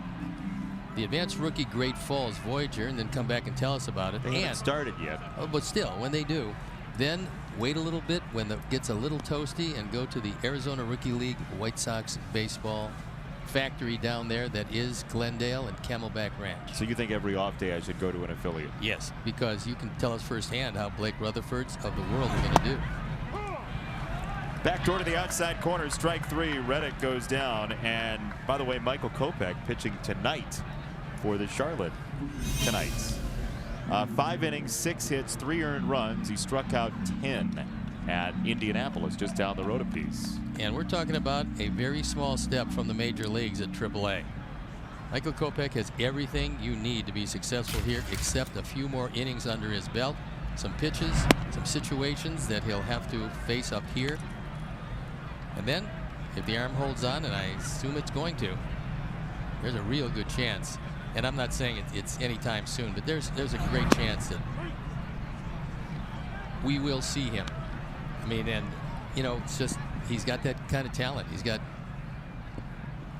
as much talent as anybody down there, not only for the Sox, but anybody else. Dribbler to second base. Moncada on the charge. The transfer clean and the out made. Gurriel thrown out by Moncada. Nice play by Yuan. That splintered the bat. When it got by James, Gurriel thought for the briefest of moments that he had a base hit. But a nice pick, nice transfer, nice throw to first base, and Gurriel out by plenty. Moncada throws out his countryman, who's 11 years his elder. That's another one of those plays that typifies the growing international presence in Major League Baseball. As of opening day, MLB announced that there's over a quarter of the players in the league are from outside the United States. More than 1 in 4. Things are going steadily upwards in that department.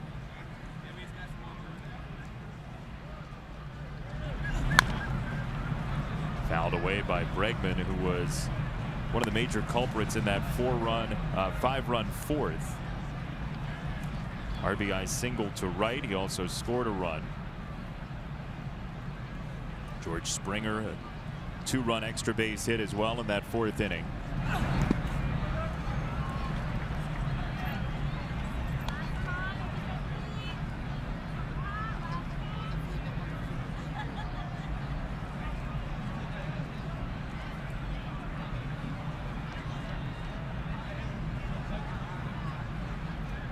One and 2.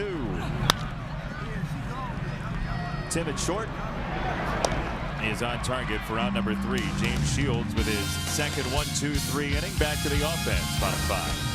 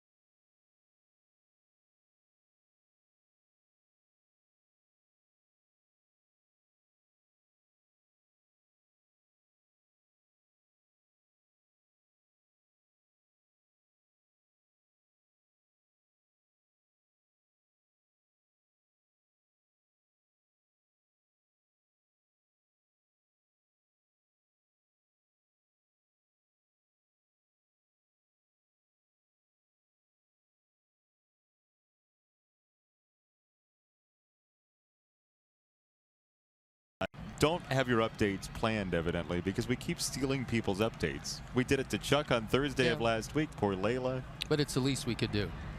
And that, of course, is what we did. We're going to have bumper stickers printed. Jason and Steve, the least we can do. Ball number 1 to Yolmer Sanchez, who had a comebacker to Verlander in the second. Sox have no hits so far tonight. 4 no-hit innings for Justin Verlander.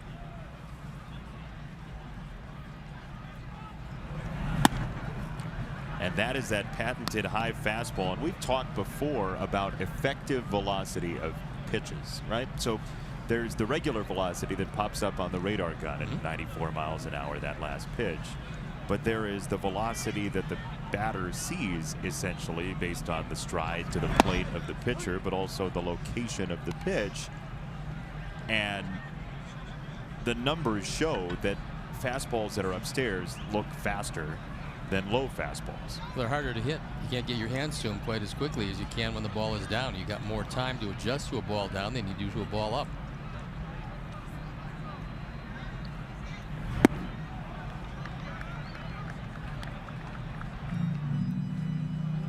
We were talking about it during a break earlier that, yes, you'd love for the Sox to be in the lead here, but it's also something you appreciate watching Justin Verlander pitch the way he does and his surgical use of the strike zone.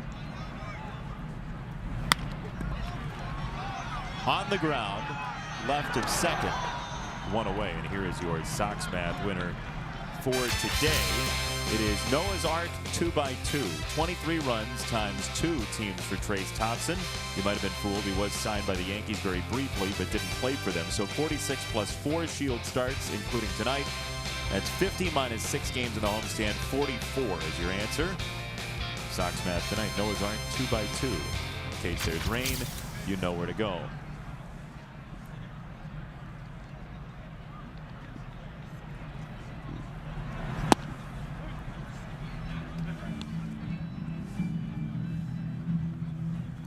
Tim Anderson, a fly out to left. That was the first out in the 3rd inning. Sox with just 2 walks for base runners so far.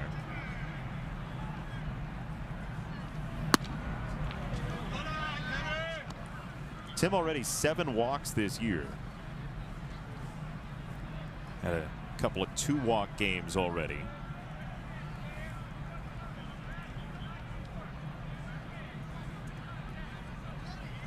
Total walks last year 13 in 146 games. So he is more than halfway to his walk total from last season in the first 15 games this season.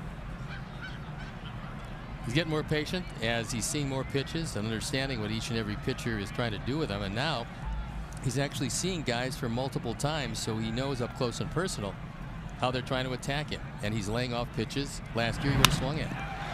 That is the first hit of the night for the Sox. It was a breaking ball that Anderson stuck to left.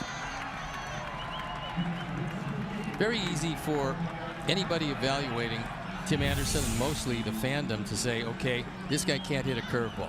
Well, he can if the curveball is a strike. It doesn't have to be hanging. It just has to be a strike. And if Tim swings at those, he's going to be fine as he drills it through the left side. Wasn't one of Verlander's better efforts, but still it was a curveball in the zone. And if he keeps that curveball in the zone, he's going to be a much better hitter than the hitter we've seen. Forcing the pitcher to throw on the curveball for strikes, you're saying? Yeah, I mean, it's easy to say, hard to lay off of, especially with the breaking ball of a lot of these guys where you don't pick up the spin as quickly as you'd like. I think that gets lost, maybe more than anything in baseball watching on television, is how quickly the decision has to be made by the batter to swing or not and what the pitch is. Would you agree? Yeah, absolutely. And everybody looks at home and says, how can you swing at that pitch? Well, because it didn't look like that pitch when it left the pitcher's hand. Because guys can rotate the ball so quickly. Kluber is a beautiful example of it.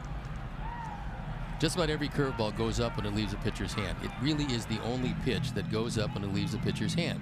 A good hitter can take a look at a pitcher, try to zone in on the release point, and then he becomes maybe a 56-foot hitter, maybe a 55-foot hitter, because he's seeing and reading the curveball. Kluber's is so quick that it identifies as a fastball. By the time you go out and get it, it disappears. It's not the normal curveball. That's why he's a Cy Young Award winner. But he can make it spin more quickly than most. Ohtani has one of those curveballs. He can make it spin so it's almost straight before it dives. Most people can't do that. Verlander really can't do it with his curveball. He can do it with his slider. You hear pitchers nowadays talking about going to the TrackMan machine or the Rapsodo machine, which calculates spin rate after a side session or just after a couple of pitches and say, okay, well, that got me this spin rate. Now maybe I'll adjust and just change it a little bit and see if that adds to the spin rate. That ball's down, throw to second. And Tim Anderson is in there. It doesn't matter. That's ball 4. Omar with a delayed reaction, but 2 on for the Sox, 1 out. Well, that steal is there all night long against this combination of Verlander and McCann. So what machine were you talking about? Because I'd like some shrimp with that. Rizzolo? Rapsodo. Yeah, Rapsodo. Yeah. You know, if it's I like al dente rice, and so for me, shrimp is great for that, and I think it's the greatest innovation we've had in clubhouses around baseball. Shrimp. No, Rapsodo. Oh, Yeah. yeah, with wild mushroom. They have them in the minors. Players are using them to mess around with spin rate. It is all the rage these days, and justifiably so. Making the ball spin more quickly is something that is going to make the ball break more sharply. I have a feeling that if that machine existed when you were pitching, you would have used it extensively. I would have. And said, okay, well, this did this with the spin rate, and this did that with the spin rate. Pretty much anything that I could make myself better, I would try. Might not incorporate it, but I would certainly try it and see how it worked. Why not? Tim is caught up between second and third. And now the Sox meet at second base. Somebody's going to be out. And it is going to be Omar who's out. Tim is safe. Yeah. And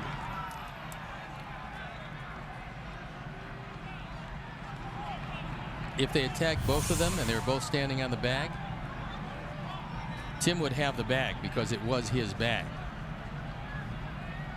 He missed him and then tagged Omar, who was going to be out anyway.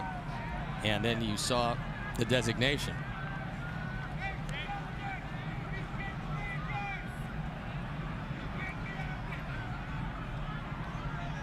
Table for 2, please. Anderson party. Adam Engel takes downstairs.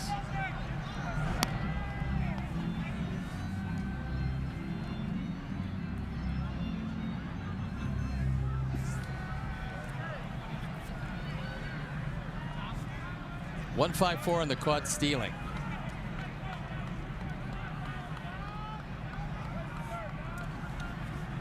Two 2-0 for Engel from Verlander. That was not the strangest base running play, though, that's happened between these two teams the past couple of days. Yesterday, Evan Gattis did not know necessarily how many outs there were. He decided that that double play was going to be the end. And so he started running toward the dugout. But it was the end. Except it was a triple play. That's right. Yep, not much you can do there. And you just walk away and wonder how that beard got that long. Yeah, he was. A.J. Hinch called it a play that he didn't want to talk about. Gattis, after the game, said, at the time I wanted to laugh on the inside because of how stupid it was. I think I got so mad I couldn't think straight. It's ridiculous. Your own harshest critic is yourself.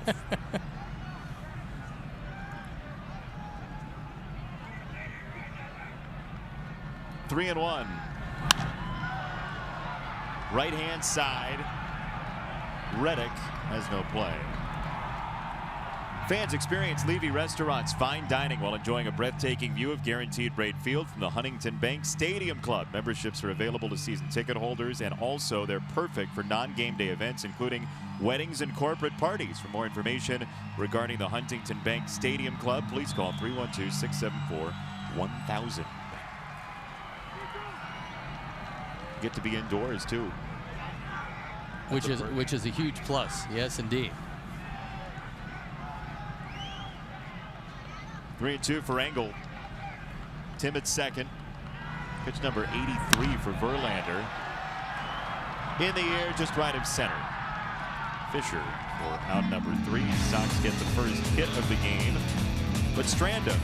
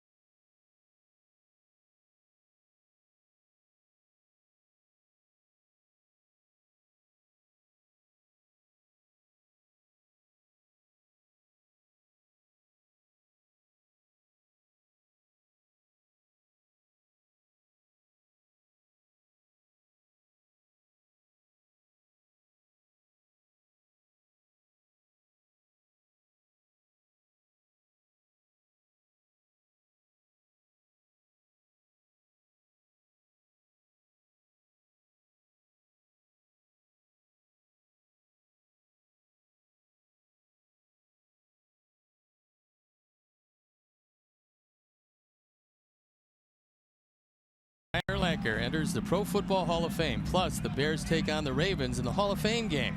Go to ProFootballHOF.com for more information. I know you grew up in Ohio. Have you been to Canton? I have. I need to go. I have not been to the Hall of Fame, however, but I've been there because my college roommate on the road, my catcher in college, Thurman Munson, the late Thurman Munson, was from there.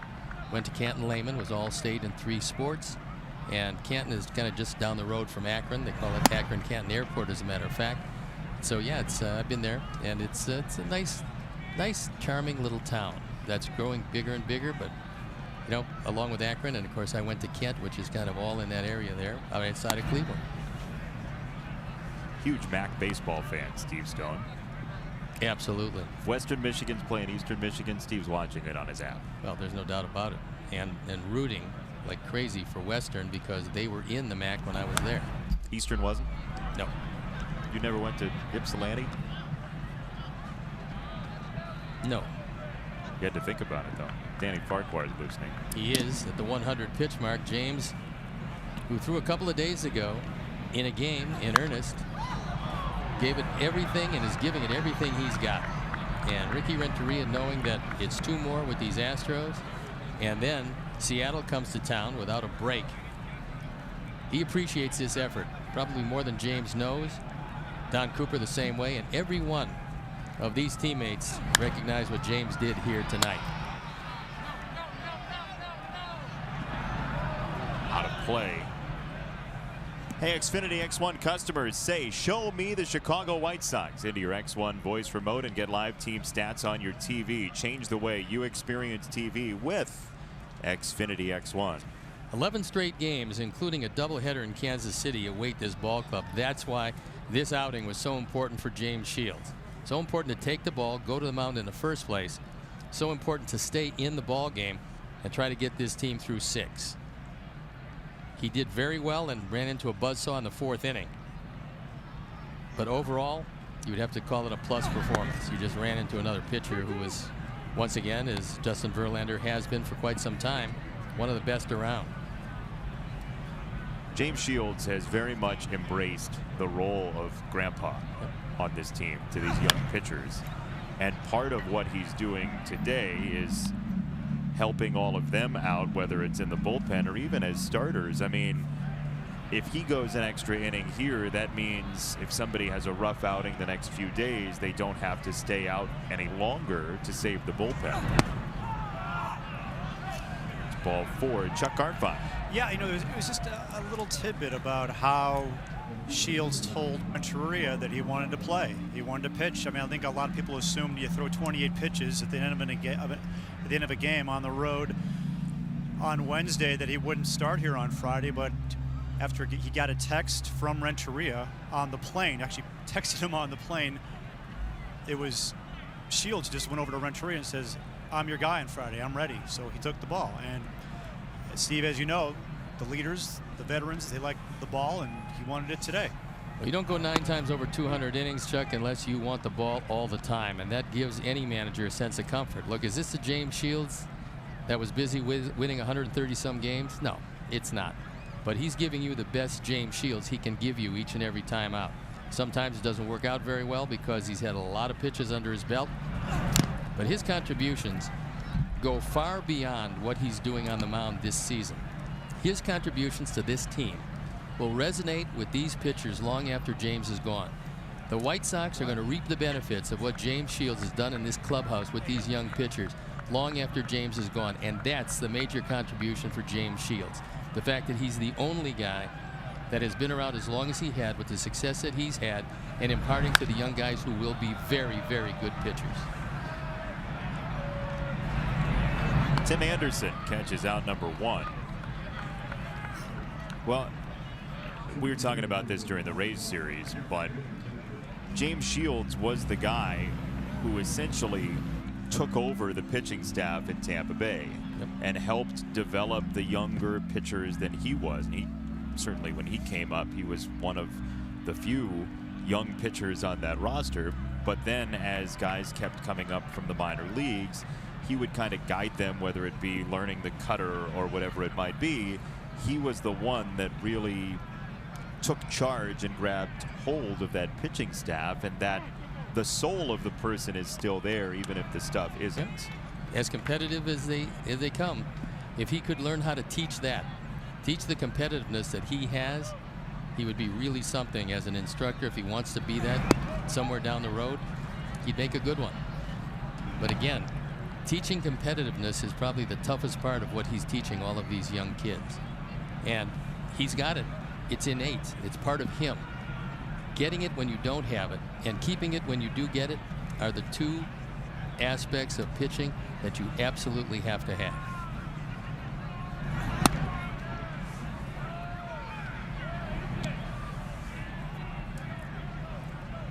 It's so difficult for players to know even when the game is exerting its mental force on them.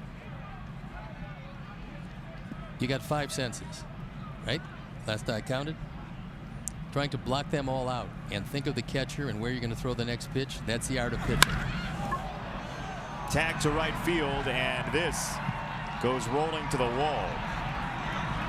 McCann to third, Fisher to second, and 2 on with 1 down in the 6th. We talked earlier about Derek Fisher, and he's showing you tonight. He crushed the ball back in the 4th inning, almost hit it out of the park. Now he hits a ringing double down the line. This young man's going to be a good one. Now, whether he stays or not in what will be a very crowded outfield, nobody really knows, because they do have enormous talent on this Houston team. But Fisher is one of those guys that he's going to be able to hit for a long time. So that's going to be it. James Shields is going to depart with everything he's got emptied in that particular tank tonight. Ricky goes to the pen. We'll step out. Be back after these messages.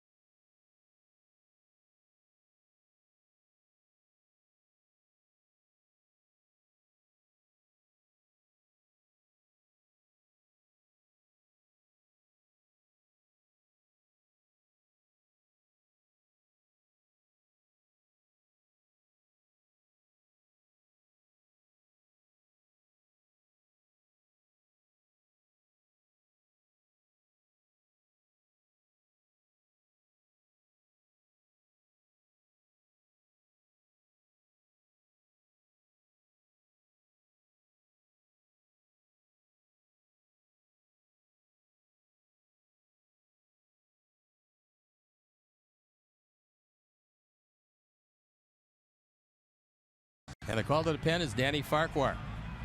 Danny comes into this one with some problems on the base paths. Runners at second and third. Only 1 out. There you look at the numbers on for the 8th time. He's been a busy and a very effective man. Let's take a look at the high-speed action powered by Xfinity, and it's George Springer in the 4th inning. He gets a slider, takes it down the line, and then it's off to the races. 1 run scores.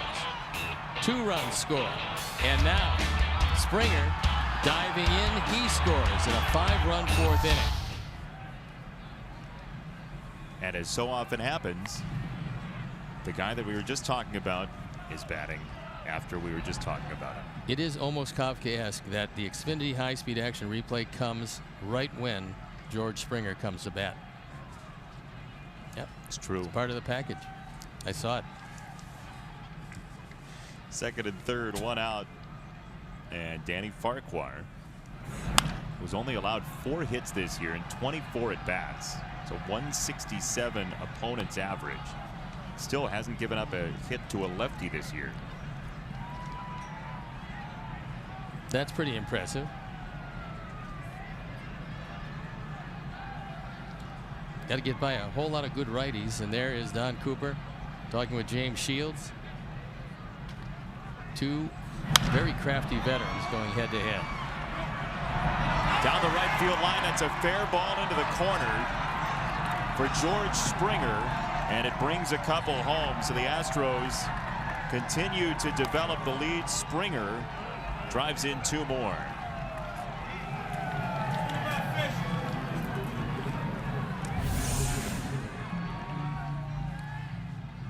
This is a fastball. He does go down and get it and takes it right down the line. Springer got plenty of speed, realizing probably going to be a triple anyway. If it stays in the ballpark, it doesn't, but it does drive home another 2, giving him 4 for the game on 2 doubles. Now has 16 runs driven in from the top spot in the batting order.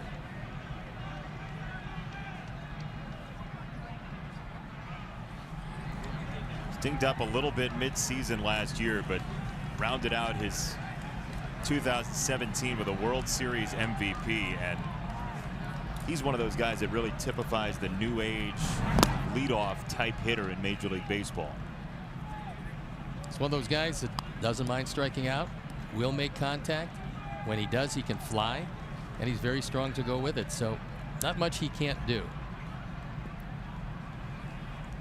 We see if we can get the Colt 45s in here for this series instead of this current set of Astros.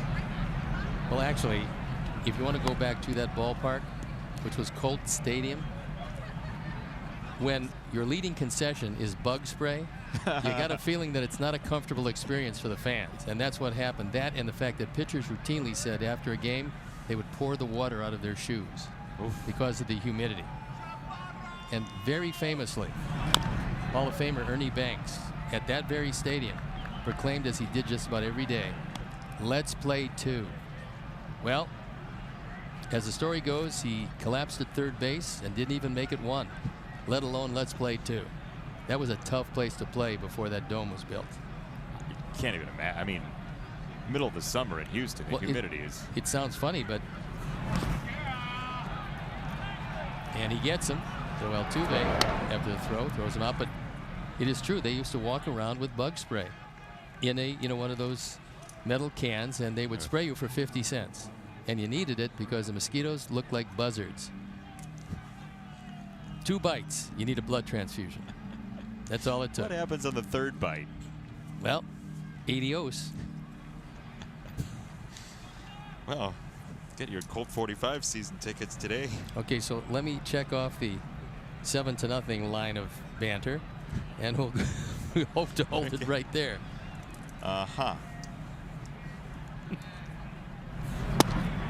There's strike 1 to Carlos Correa.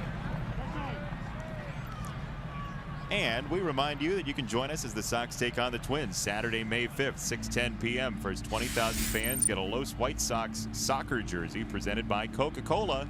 Taste the feeling. To purchase tickets, visit whitesox.com. And if you'd like to see that jersey on video, you can check out the White Sox Twitter page or whitesox.com.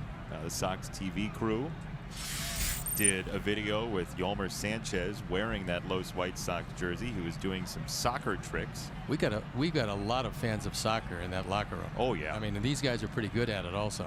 There are times you walk into the clubhouse and there's a soccer match going on, like with a ball indoors. I preferred the match where they used a hockey stick into the basket that held the wet clothes. And Yolmer, of course, in the middle of everything, was trying to flip it in there with the hockey stick. Didn't work out real well. I think the score was 1-0 after about an hour and a half of play. But it went 16. Yeah, it did.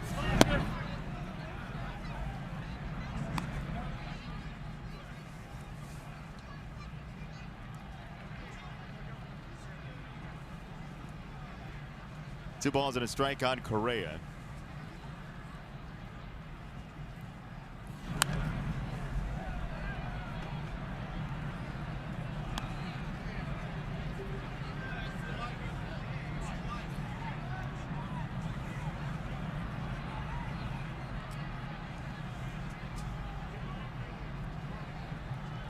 Two runs in the inning.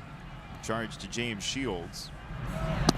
And this 2-2 is low and in, so 3 balls and 2 strikes to Correa, who's gone to 2-2 at least in all 4 of his at-bats tonight. Usually not a great omen when your third hitter is hitting for the 4th time in the 6th inning. That usually doesn't bode well. Correa hits this ball well to right field. Avi's back at the warning track and the wall, and it's gone. 2-run homer, Carlos Correa. It's 9-0.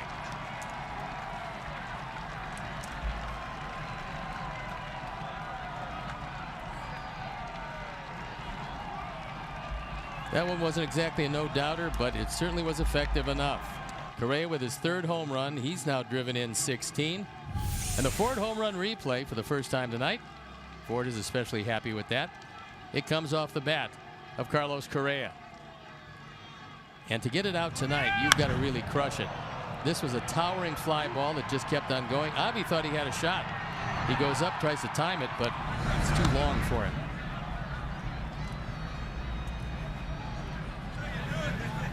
Steve, I think these Astros are pretty good. They're very good, and they're going to get even better. They're going to be frightening. To left field, Nicky on the run is there to make the catch. We're going to tell you about a happier time between the Sox and Astros after this. Scotty Podge back in the day.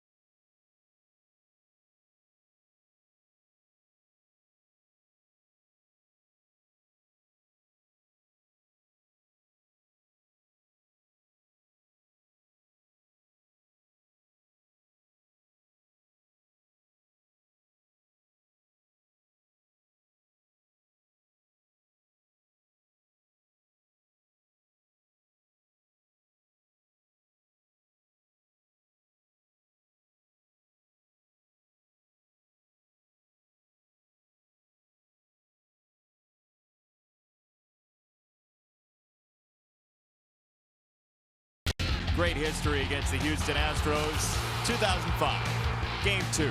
Scotty Podge, fireworks for everybody, and the rush was on. Where's Geddy Lee? No, not that kind of rush. Marisnik into center, and Gonzalez comes out. Fisher to left. That was quite the World Series, and the Astros, good for them. 05 was not easy on those other guys, not that we care necessarily, but they rebuilt, and 05 in some ways becomes a trigger point for that rebuild, because they were in that middle ground again, trying to buy some players and develop here and there, but when they dedicated themselves to the farm system, that's when the dynastic stuff started to happen, and the Sox will certainly take the trophy in 05. Time called by Moncada. What's going to be interesting, and we had a graphic a few games ago of the last 2 teams to win 3 World Series in a row. It was the Oakland Athletics and the Yankees. Ground ball, and by the way, Marwin Gonzalez has moved over to second base, so Altuve is the one that's out of the game. Gonzalez to second, and Marisnik in center field. Altuve to the bench. You think we're going to see 3 World Series wins in a row anytime soon. No, the game's not built for that anymore.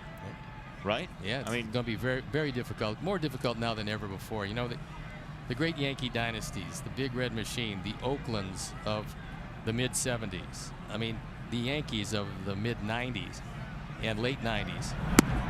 That's going to be really difficult to replicate because of free agency, one, because of so much talent all the way around, and the development of that talent. I mean, they're doing it differently these days than they've ever done it before. Consequently, the talent, just talent-wise, is going to be better. Avi pumps this ball to right field. Reddick is back at the warning track to make the play. Another ball that likely gets up and out later in the season that hung up that time. Give you an idea how strong Springer is, because he was able to cut through this very heavy air tonight for his 5th home run of the year. And Avi hit that ball hard. Just did not get out of the park. Correa hit the home run, excuse me. But Springer's hit a couple pretty hard. Well, the double, but yeah, Correa hit it with just about everything and got it out by, what, 10 feet? Yeah. So. Yeah. But to your point about developing talent and the windows closing in Major League Baseball to not allow for 3 straight championships, whatever it might be, that's why when you hear words like team control, they're so important. And it's so important to have your guys under team control for as long as possible, so you have them for when they really flourish at the tail end of that first contract. Well, it used to be when arbitration came in the first, I don't know how many years of arbitration, that automatically you would assume that a player is going to go to arbitration the 3 times that he was eligible to do so.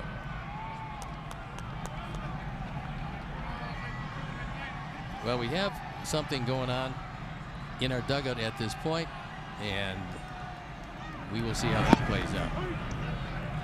It's a called strike to Jose Abreu. Sox are down 9-0.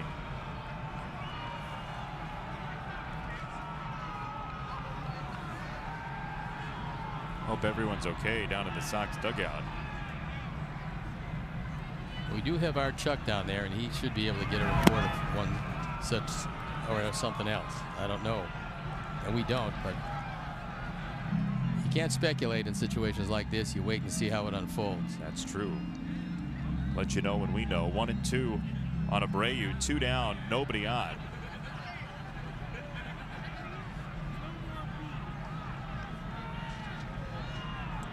Four-run inning for the Astros. Another check swing and a ball in the dirt. 2 balls, 2 strikes.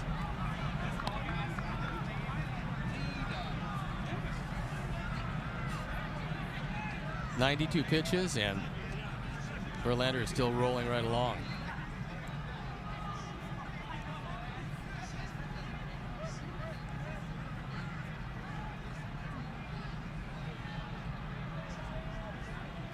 Two and 2. Hard hit to third, and Bregman knocks it down, picks it up, and not in time. Abreu beats it out.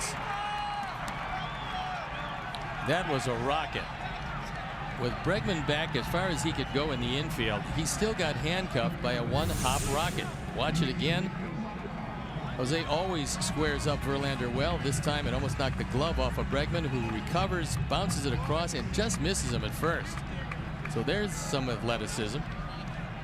Stayed right with it and made it awfully close at first base on the skip throw.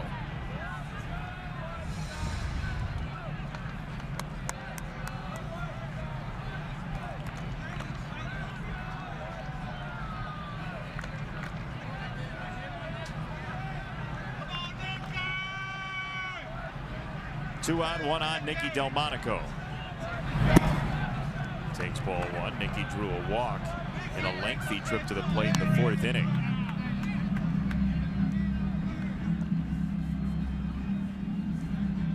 Well, this Astros bullpen's no fun either.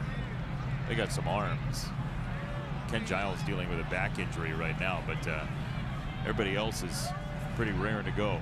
Well, you take a look at this entire pitching staff, and they are leading the American League by a wide margin for a reason, and it's up and down that pitching staff. Not just the rotation is spectacular, the bullpen is very good, but put them all together and it's a great pitching staff.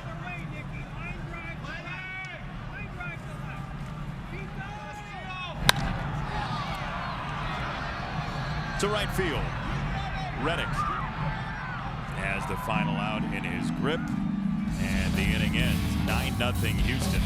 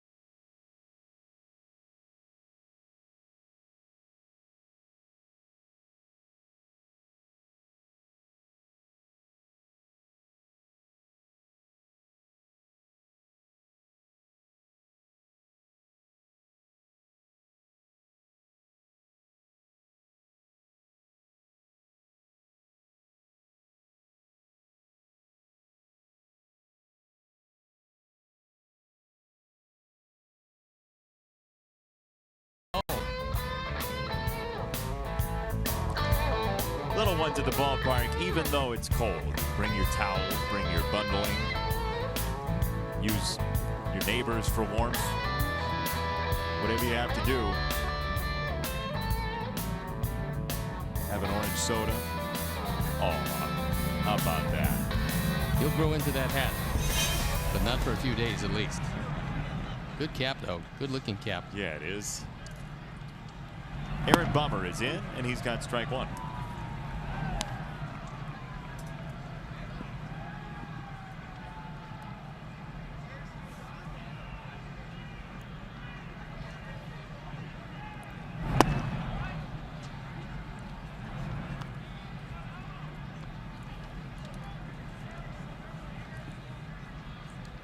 Ball and a strike on Gurriel.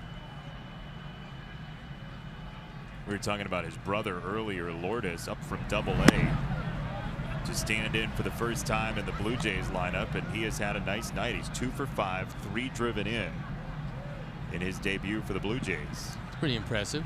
It's a nice debut. They have basically everybody's son on that team, let alone the brother of Yuli Gurriel. They have Bo Bichette, Vlad Guerrero Jr. I mean, they are full of second generation major league talent. By all indications, Guerrero Jr. is pretty good. The home run he hit in Montreal in the exhibition season. I mean, you can't script that. To second base and Yohan Moncada. Let's check in with Chuck Garfien. Chuck. Yeah, hey guys, a little bit of an update of what happened in the dugout. The paramedics were called into the dugout. Something did happen with Danny Farquhar. I don't know anything more than that, but they did take him away. He's not in the dugout anymore, but I'm told it did involve Danny Farquhar. That's all I can report right now. Thanks, Chuck. We certainly hope Danny's okay.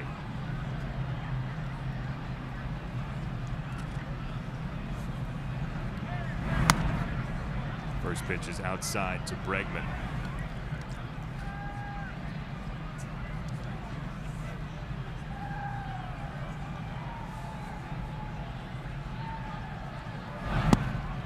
Now 1 ball, 1 strike to Alex Bregman.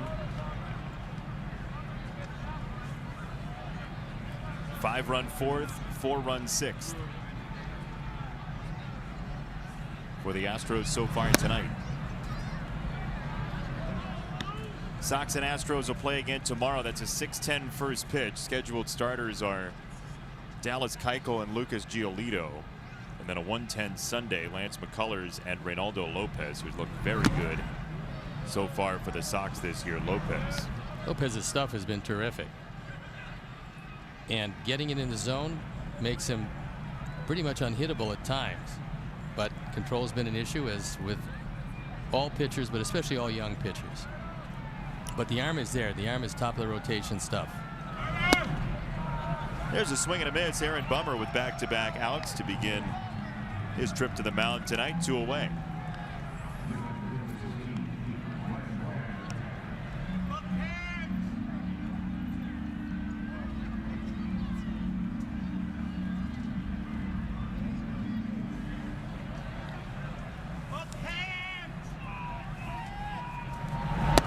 Brian McCann takes a ball.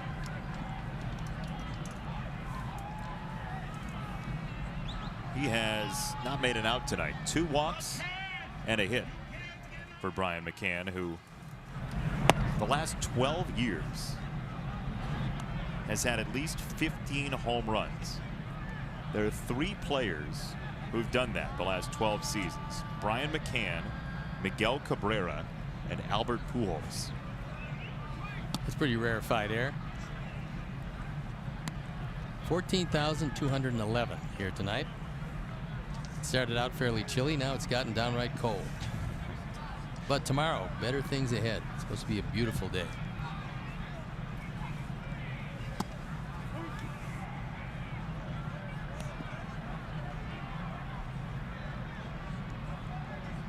Blanket for 2. It's like a tandem bicycle, but more comfy. Into right field, Avi has it squared up, and that is a 1-2-3 inning for Aaron Bummer. Bottom 7 next. Sox trail.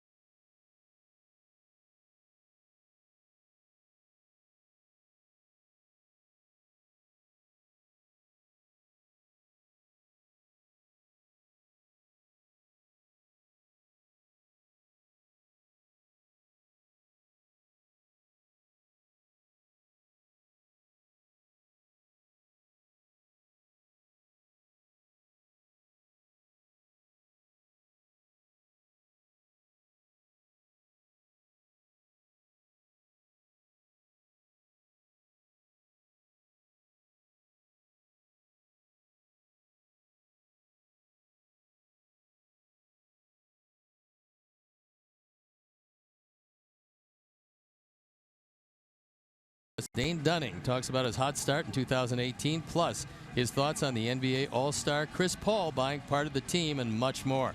Visit NBCSportsChicago.com/podcast to subscribe today. And we got a new pitcher in the ball game, Joe Smith. And I happened to talk with Joe before the game. We were walking to his locker room at the time. Said he's fooled him again. He's had a long career, very successful career, always very tough on the right-handers. He's a side-wheeling right-hander himself.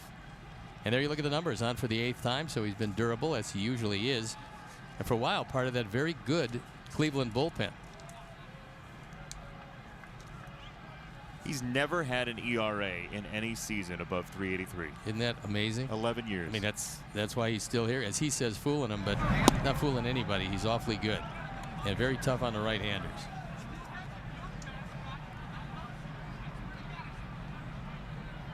When a manager goes into the bullpen, he wants reliability. And the embodiment of reliability is Joe Smith. He just wants to know that whoever he brings in is going to get the ball over the plate. The rest of the stuff certainly is beneficial, but you don't get the ball over the plate, you apply another trade somewhere else.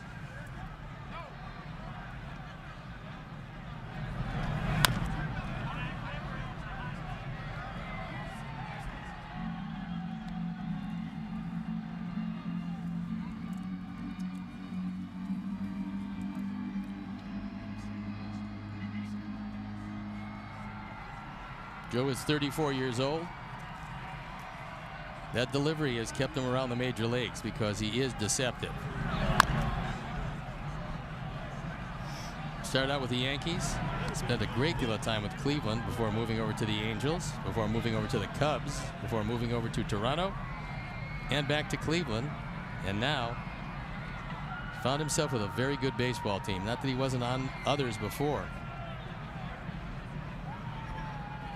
but this one is really good.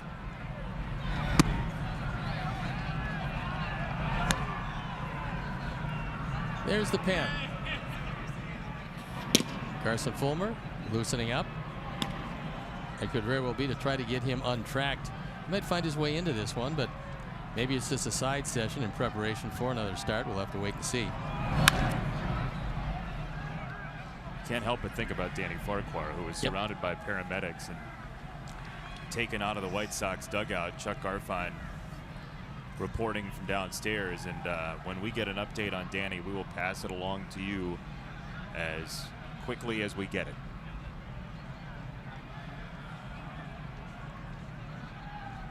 Two and two on Castillo. Downstairs, Chuck. Yeah, the only update I have is he was taken to a hospital.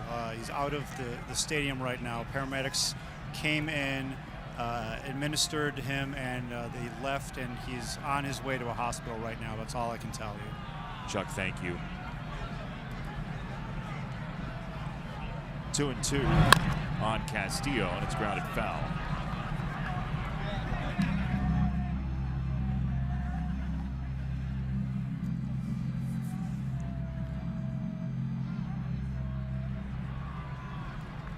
Astros with a 5-run fourth and a 4-run sixth. And Justin Verlander's 6 scoreless innings tonight. That's a strikeout for Smith, Castillo's 3rd punch-out so far tonight. It was a good battle, but won by Joe Smith. Wellington kept fouling them off, staying alive, waiting to get his pitch, and never could quite get his pitch. All right. Old Astros jerseys, new Astros jerseys. The orange and yellow ones that we just saw versus these. How do you come out? Well, being road jerseys, I think they're handsome jerseys. I didn't like the rainbow jerseys very much in bygone years. You didn't? No. Those are the ones that, that's. Yeah. No. Well, that's, no. Look like they shared with the 80s Denver Nuggets. Now there's the new one. And there's the World Series. That always makes the uniform look a whole lot better. That's right. That's right. You win it while you're holding the trophy. That's it. You wear that, and that'll do the job. Well, one guy might be a little down on his jersey.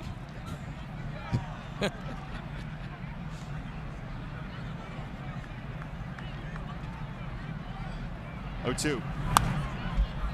Fouled away by Sanchez.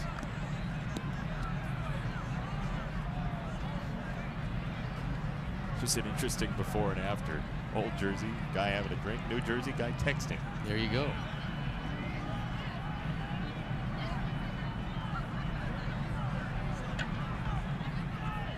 No balls, 2 strikes on Sanchez. And that is strike 3. Smith upstairs for strikeout number 2 of the inning. Download the app. Play for free. Start your streak and compete to win $5.6 million. Download Beat the Streak today in the App Store or on MLB.com/BTS. So all you have to do is get 57 straight correct answers. All you have to, you have to pick a hitter who gets a hit. Yeah, every day. Every day. That is like giving the money away. I can't believe, what is it, $5.6 million? I can't believe they laid that on the line for something that quite that easy. You think somebody wins it every year is what you're saying? Oh, a couple times I thought. Yeah. We should play Beat the Streak. Okay. I'll take Abreu. I don't think we're eligible to win. Okay, but I'll take Abreu anyway for tonight. Okay. Okay, and you can't take Anderson because he's already been taken. Oh, has he? So now you get to choose anybody you want. Interesting. A lot of pressure on you, however. Yeah, and actually it seems like loaded dice too. No, absolutely not. Bullpen up and going. Colin McHugh, really capable starter. Quite some time. Now, pretty tough to find a spot in that rotation because McHugh's had some pretty good years. Yeah, how'd you like to be a starter in AAA right now with the Astros? Can I have a trade, please, yeah, you Alex? negotiate the out in the contract right around July 1st. To right field, Reddick makes the play. We'll go around Major League Baseball when we get back.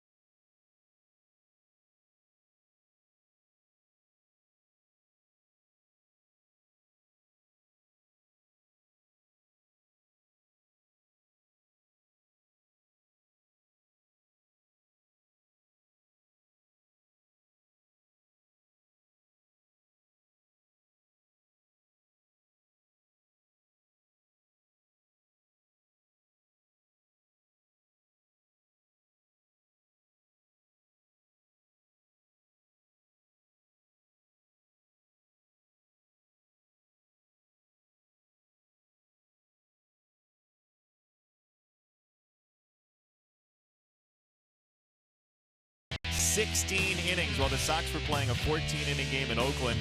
It was 16 innings with the Twins finally winning.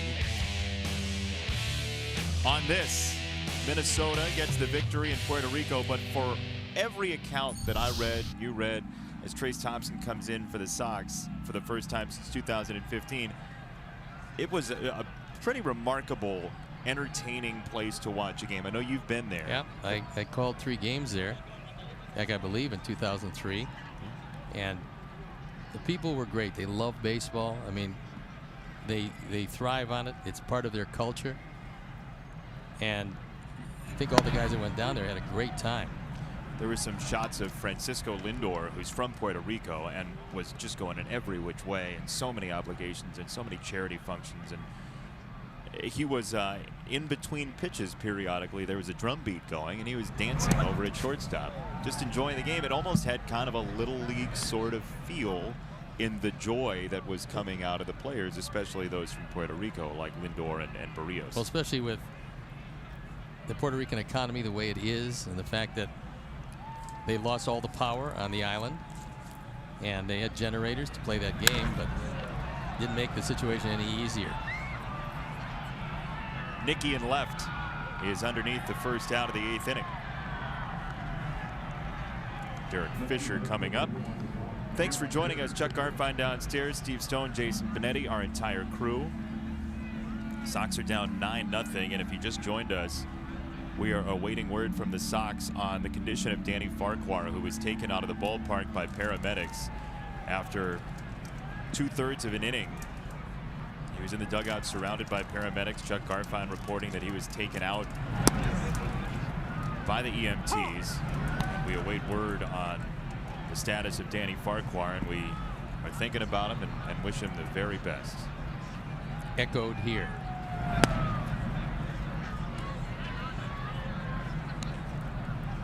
Ricky Renteria and Don Cooper.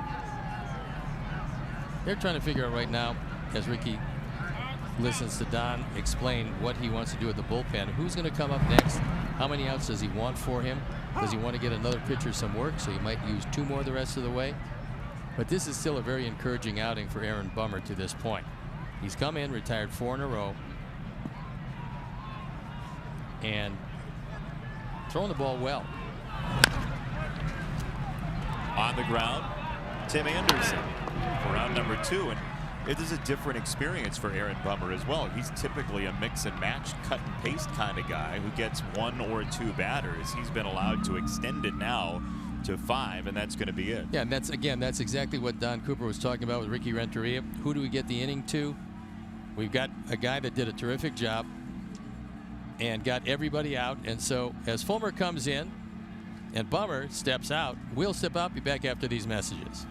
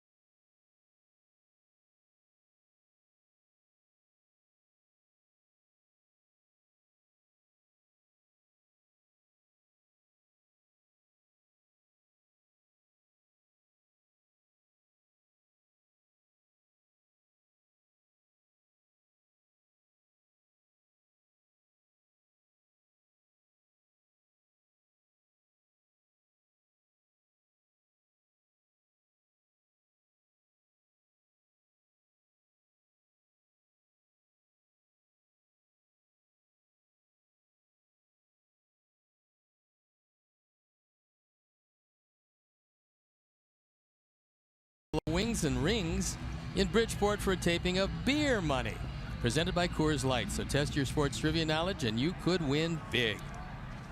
Love Beer Money. That show is outstanding. It's our Lakeside Bank call to the pen, and it is Carson Fulmer. And sometimes with a starting pitcher struggling with his release point, you move him into the pen for a while and let him get that back again. And in this case, he's talking with Kurt Hassler all the time, who has done a great job out there along with Don Cooper.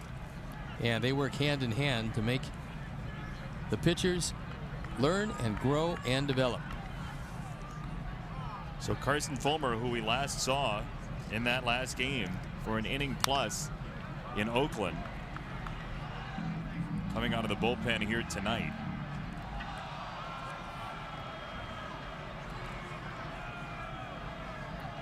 So you have Carson Fulmer start the game on Wednesday and Shields finish it. And now today Shields starts the game and Carson Fulmer relieves in it.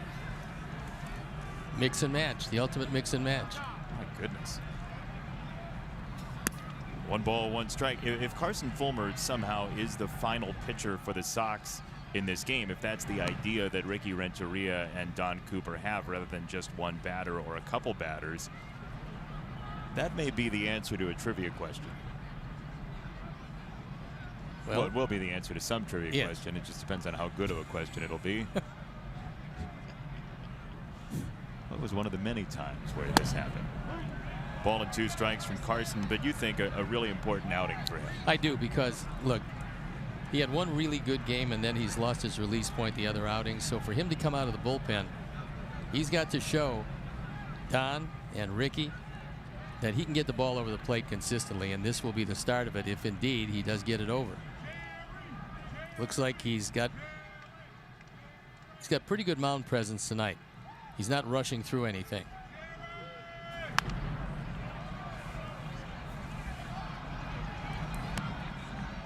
One and two to Springer, who's driven in 4 tonight.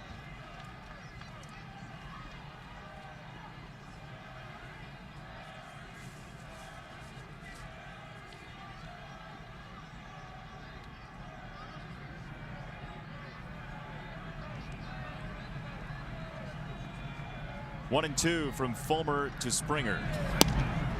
Downstairs, Chuck. Yeah, if you're wondering, could this be the new role for Carson Fulmer? Rick Hahn said before the game that he's going to remain a starter in this rotation. So I do think that this is just him getting some work. It's like Steve said, just finding his release point, because he only went 1+ inning in Oakland. You wouldn't think that anything would have changed in the past 4 hours or so regarding the status long-term of Carson Fulmer. Still the sorting out process to see where he best fits, and he'll determine that.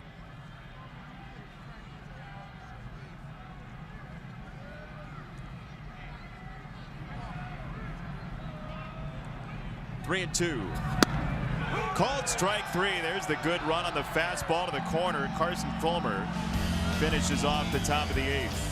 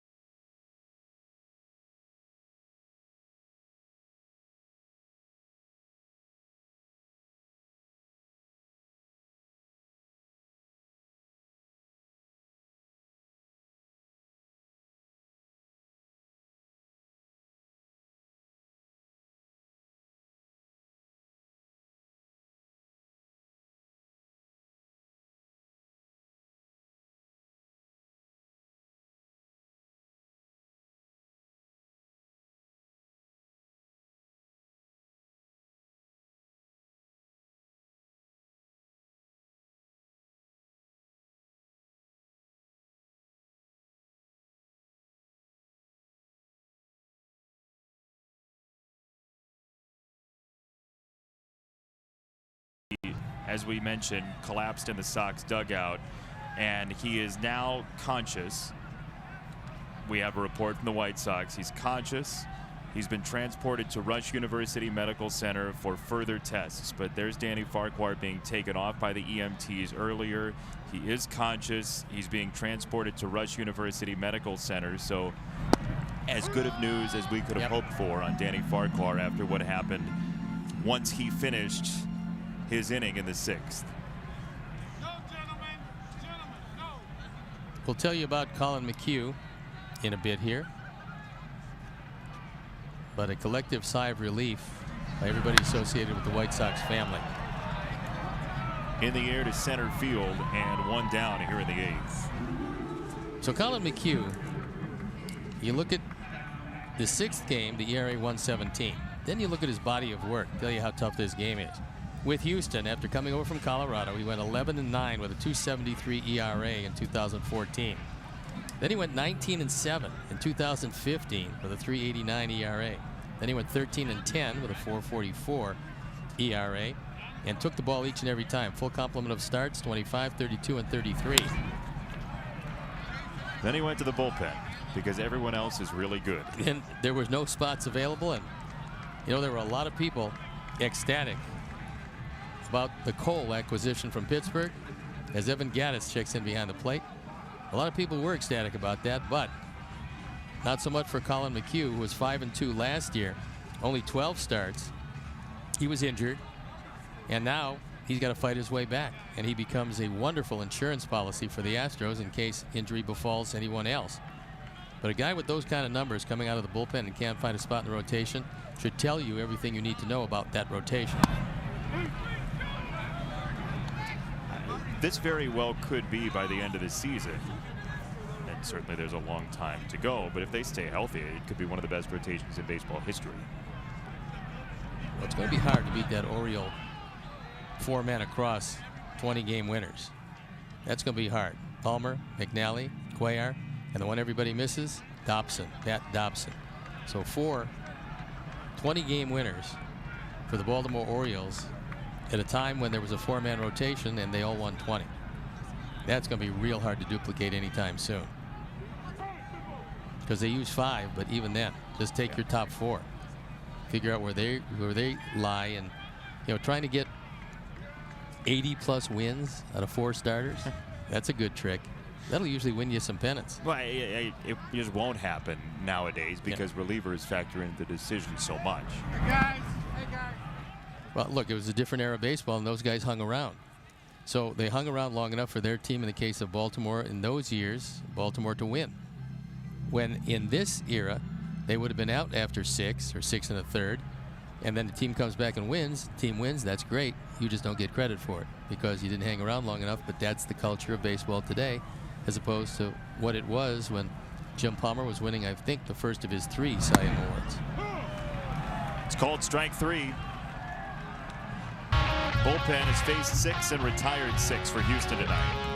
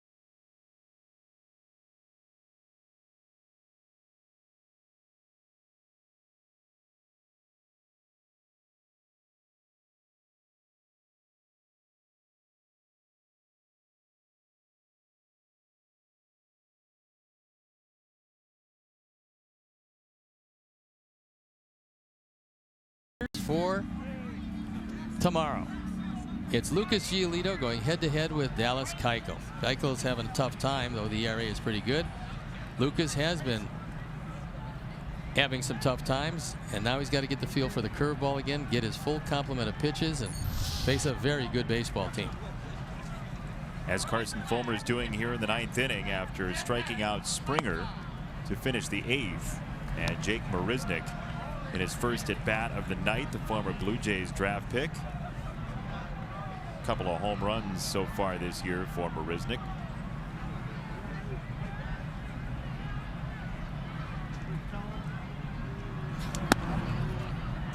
A little bit inside, 1 ball, 1 strike.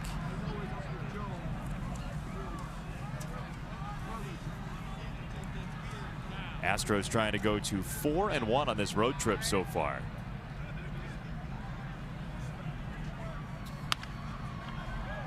Ball and 2 strikes.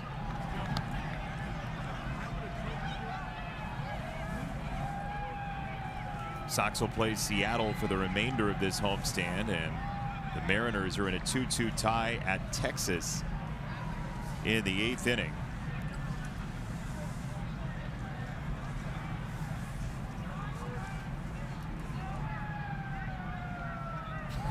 Rangers coping with the loss of Elvis Andrus. Jurickson Profar hitting .225 right now. He was in the 2 spot tonight. The Andrus means so much to that ball club, and he's lost. Broken elbow, lost upwards of 8 weeks, maybe longer. Who knows the healing process or how the rehab will go, but that's a big loss for them. Hey, Sox fans, StubHub is your ticket to once-in-a-lifetime experiences, from Chicago White Sox games to amazing concerts and shows you don't want to miss. StubHub, your ticket out. StubHub, the official fan-to-fan ticket marketplace of the Chicago White Sox. 2-2. Carson trying to get rid of Marisnik. Carlos Correa, a 2-run homer in this game. Springer's driven in 4.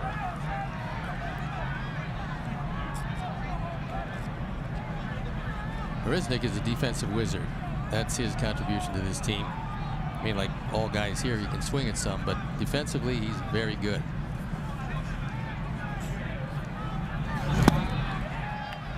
Carson does get strike 3. And let's check in downstairs with Chuck Garfien. Hey, Chuck. Hey, guys, a surprise visitor in the White Sox clubhouse today, and now in the dugout. That's Carlos Rodon. He's been rehabbing in not spring training, but in Glendale, trying to get his shoulder back, and he's just going to get his shoulder checked out by the doctor here in Chicago tomorrow. And he's going to throw with Don Cooper, and he is on track to return to Glendale for extended spring training. Or 2 or 3, we don't know how many it's going to be, and he's currently looking like he's on track for a return maybe late May, early June. Good news, Chuck, there. Not so good news here. To left center, Correa has his 2nd home run of the night. Driven in 3, and now has 4 home runs. He's got 17 driven in to go with it, and the Astros are showing you why everybody truly believes, as I do, that they're going to run down the Angels and leave them in the dust. The Angels have something to say about it. They came in a half game ahead of Houston. They just don't have this kind of baseball team. They don't have this kind of pitching staff. They're good, but and Ohtani certainly helps them, but it's going to be really tough to slow down this Express. Carlos Correa now, Steve, has 70 career home runs. He has the most home runs for any Astros shortstop career with those 70. Second place is 35. Adam Everett. Well, there was a guy that probably would have broken it, except he got hit in the head, Dickie Thon. A lot of folks don't remember him, but we go back in the Wayback Machine, and he was a really promising player, then got hit in the head, and things just didn't work out for him after that. Can you believe that, though? The first place for home runs by a shortstop for the Astros was 35 before Carlos Correa came swashbuckling into town. Yeah, he's going to wind up setting that mark that might not be broken by another shortstop anytime soon. Well, somebody'd have to take his position first. Third base side, foul territory. Yolmer's over, and he squeezes out number 2. Yeah, I don't think the Astros have it in mind that they'll need a shortstop for a while. No, and they have one in Bregman who can move over there, but not anytime soon. How'd you like to be, say, an 18th round pick of the Astros, and they see something in you, but you're a shortstop? You think, well, come on. Well, you look over at second, and then you look away from there. You look at third, and then you look away from there. There's a lot of places you look and look away from. That one's not going to work. Somebody's got to get to the bag there. Yeah, be advisable, but one of those things, squibber off the end of the bat. And it is a base hit. Once it gets by Carson, there's a problem. And Jose wanted him to continue to go on. He was going to scoop him the ball and flip it up in the air for him to catch it and tag the bag, but didn't work out that way. So there's still 2 outs on the bright side. That is the bright side. That is really, oh, yeah, I told you, and I've always told you this, I'm a ass, I'm that too, but I'm a glass half empty, full guy. I thought you were going to talk about Kurt Hassler. They call him Hass. Oh, yeah, well, close. It's late. It's getting late early. In the air to center field from Bregman. And off the wall. This will not score a run. Gurriel gets the stop sign at third. And the second hit for Bregman tonight brings up McCann. I should say Gaddis in for McCann.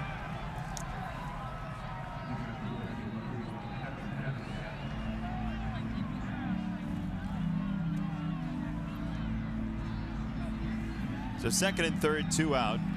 And here comes Evan Gaddis.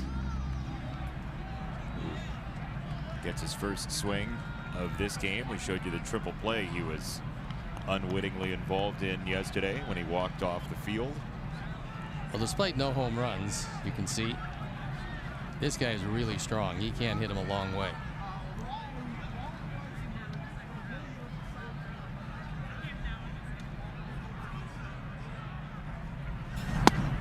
That's in for a strike, 0-1.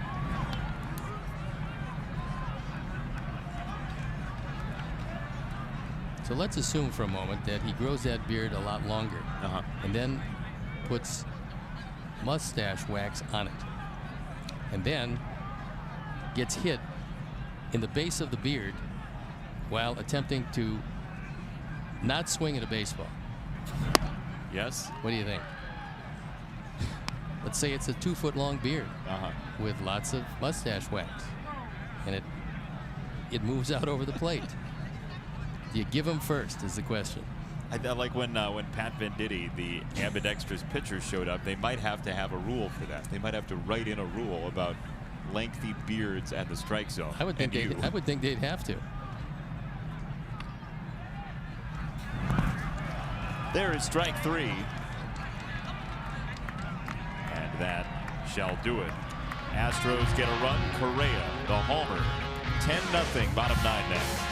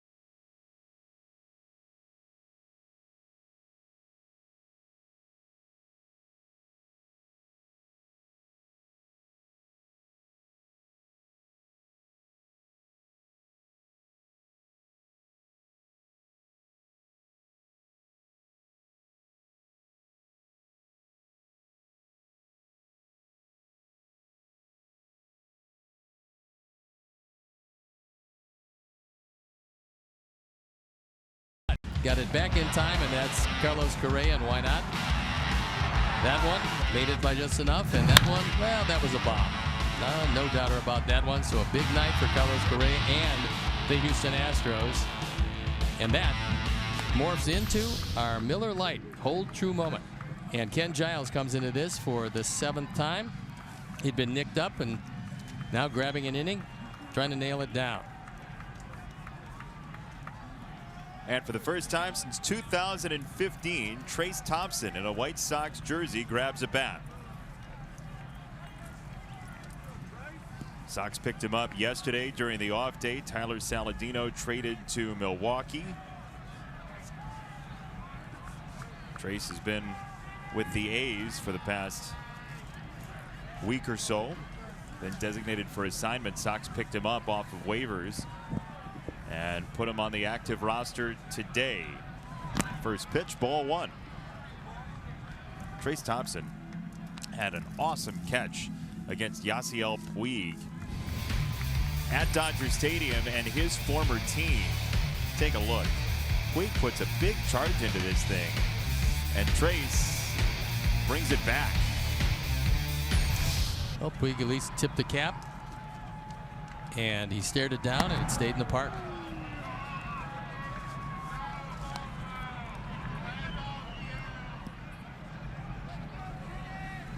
Clay's going to have to pick up the rent on his own now. Trayce, as we told you about, was living with his brother Clay, part of that very talented Warriors team. Trayce fouls it away. 1 ball and 2 strikes. Chuck, what do you have? Well, Trayce said today he was actually devastated when the White Sox traded him away a few years ago. He was drafted by the White Sox. He was 18 at the time, wanted to play his whole career here, and Rick Hahn said at the time that it was one of the more difficult conversations and phone calls he had to make, but then calling him the other day to let him know that he was coming back to the White Sox, that was a lot easier for Rick Hahn.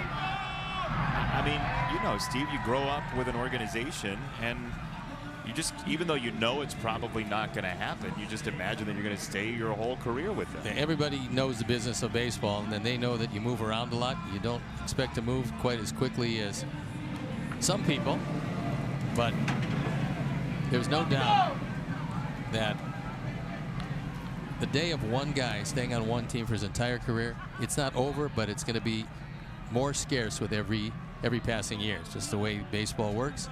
Sometimes it's just strictly economics. Other times it's a trade that you have to make and you don't want to. One more thing on Trayce, actually. He had an inkling that it would be possible for him to return to the White Sox sometime in the near future, because he was training with the Dodgers at Camelback Ranch. He was staying in contact with a lot of White Sox players, former teammates of his, and he knew the writing was on the wall with the Dodgers, that there was not going to be much space for him on the team. So he was thinking in the back of his mind, maybe somewhere down the road I could be back with the White Sox one day, and here he is. And by the way, we were talking about Clay, his brother. There's a tunnel that goes from Oracle Arena to the Oakland Coliseum. They're right across from each other, and Clay was actually at the game on Monday at the Coliseum very briefly. He was looking for the tunnel to make his way to the Coliseum and get to see Trayce a little bit as Abreu flies this ball to center, and it'll hang up for out number 2. But that's how easy it is to get from one to the other. It was like childhood for a while for them. We were talking about this the other day, but it was sort of like when they were growing up, that Trayce would go to Trayce would go to baseball practice, Clay would go to basketball practice, then they'd come back home, have dinner. Well, they was able to do that for a very short period of time as adults.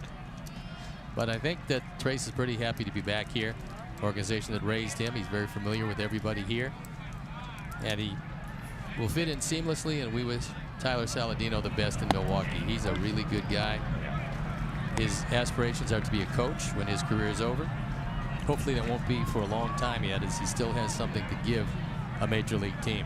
He'll be a really good coach, don't you think? Yes, he will. I think he'll be outstanding. He's got a great grasp of the game. Comebacker, and that's going to do it. The Astros with a big win in the opener. Bullpen and Verlander together untouchable. Just an outstanding Houston baseball team, and they showed it again here tonight. Our Sox were never in this one, so better luck tomorrow night. We will see you then, and get your rest. Sounds good. See you then. We say farewell. From Guaranteed Rate Field, for our producer Keon Dolachahi, our director Jim Angio, associate producer Dave Ross, tech manager Mark Harper, executive producer Greg Bowman, and our entire NBC Sports Chicago crew. For Chuck Garfine and Steve Stone, I'm Jason Benetti. So long. Coming up next, Subaru White Sox postgame live. You've been watching Chicago White Sox baseball on NBC Sports Chicago. Good night.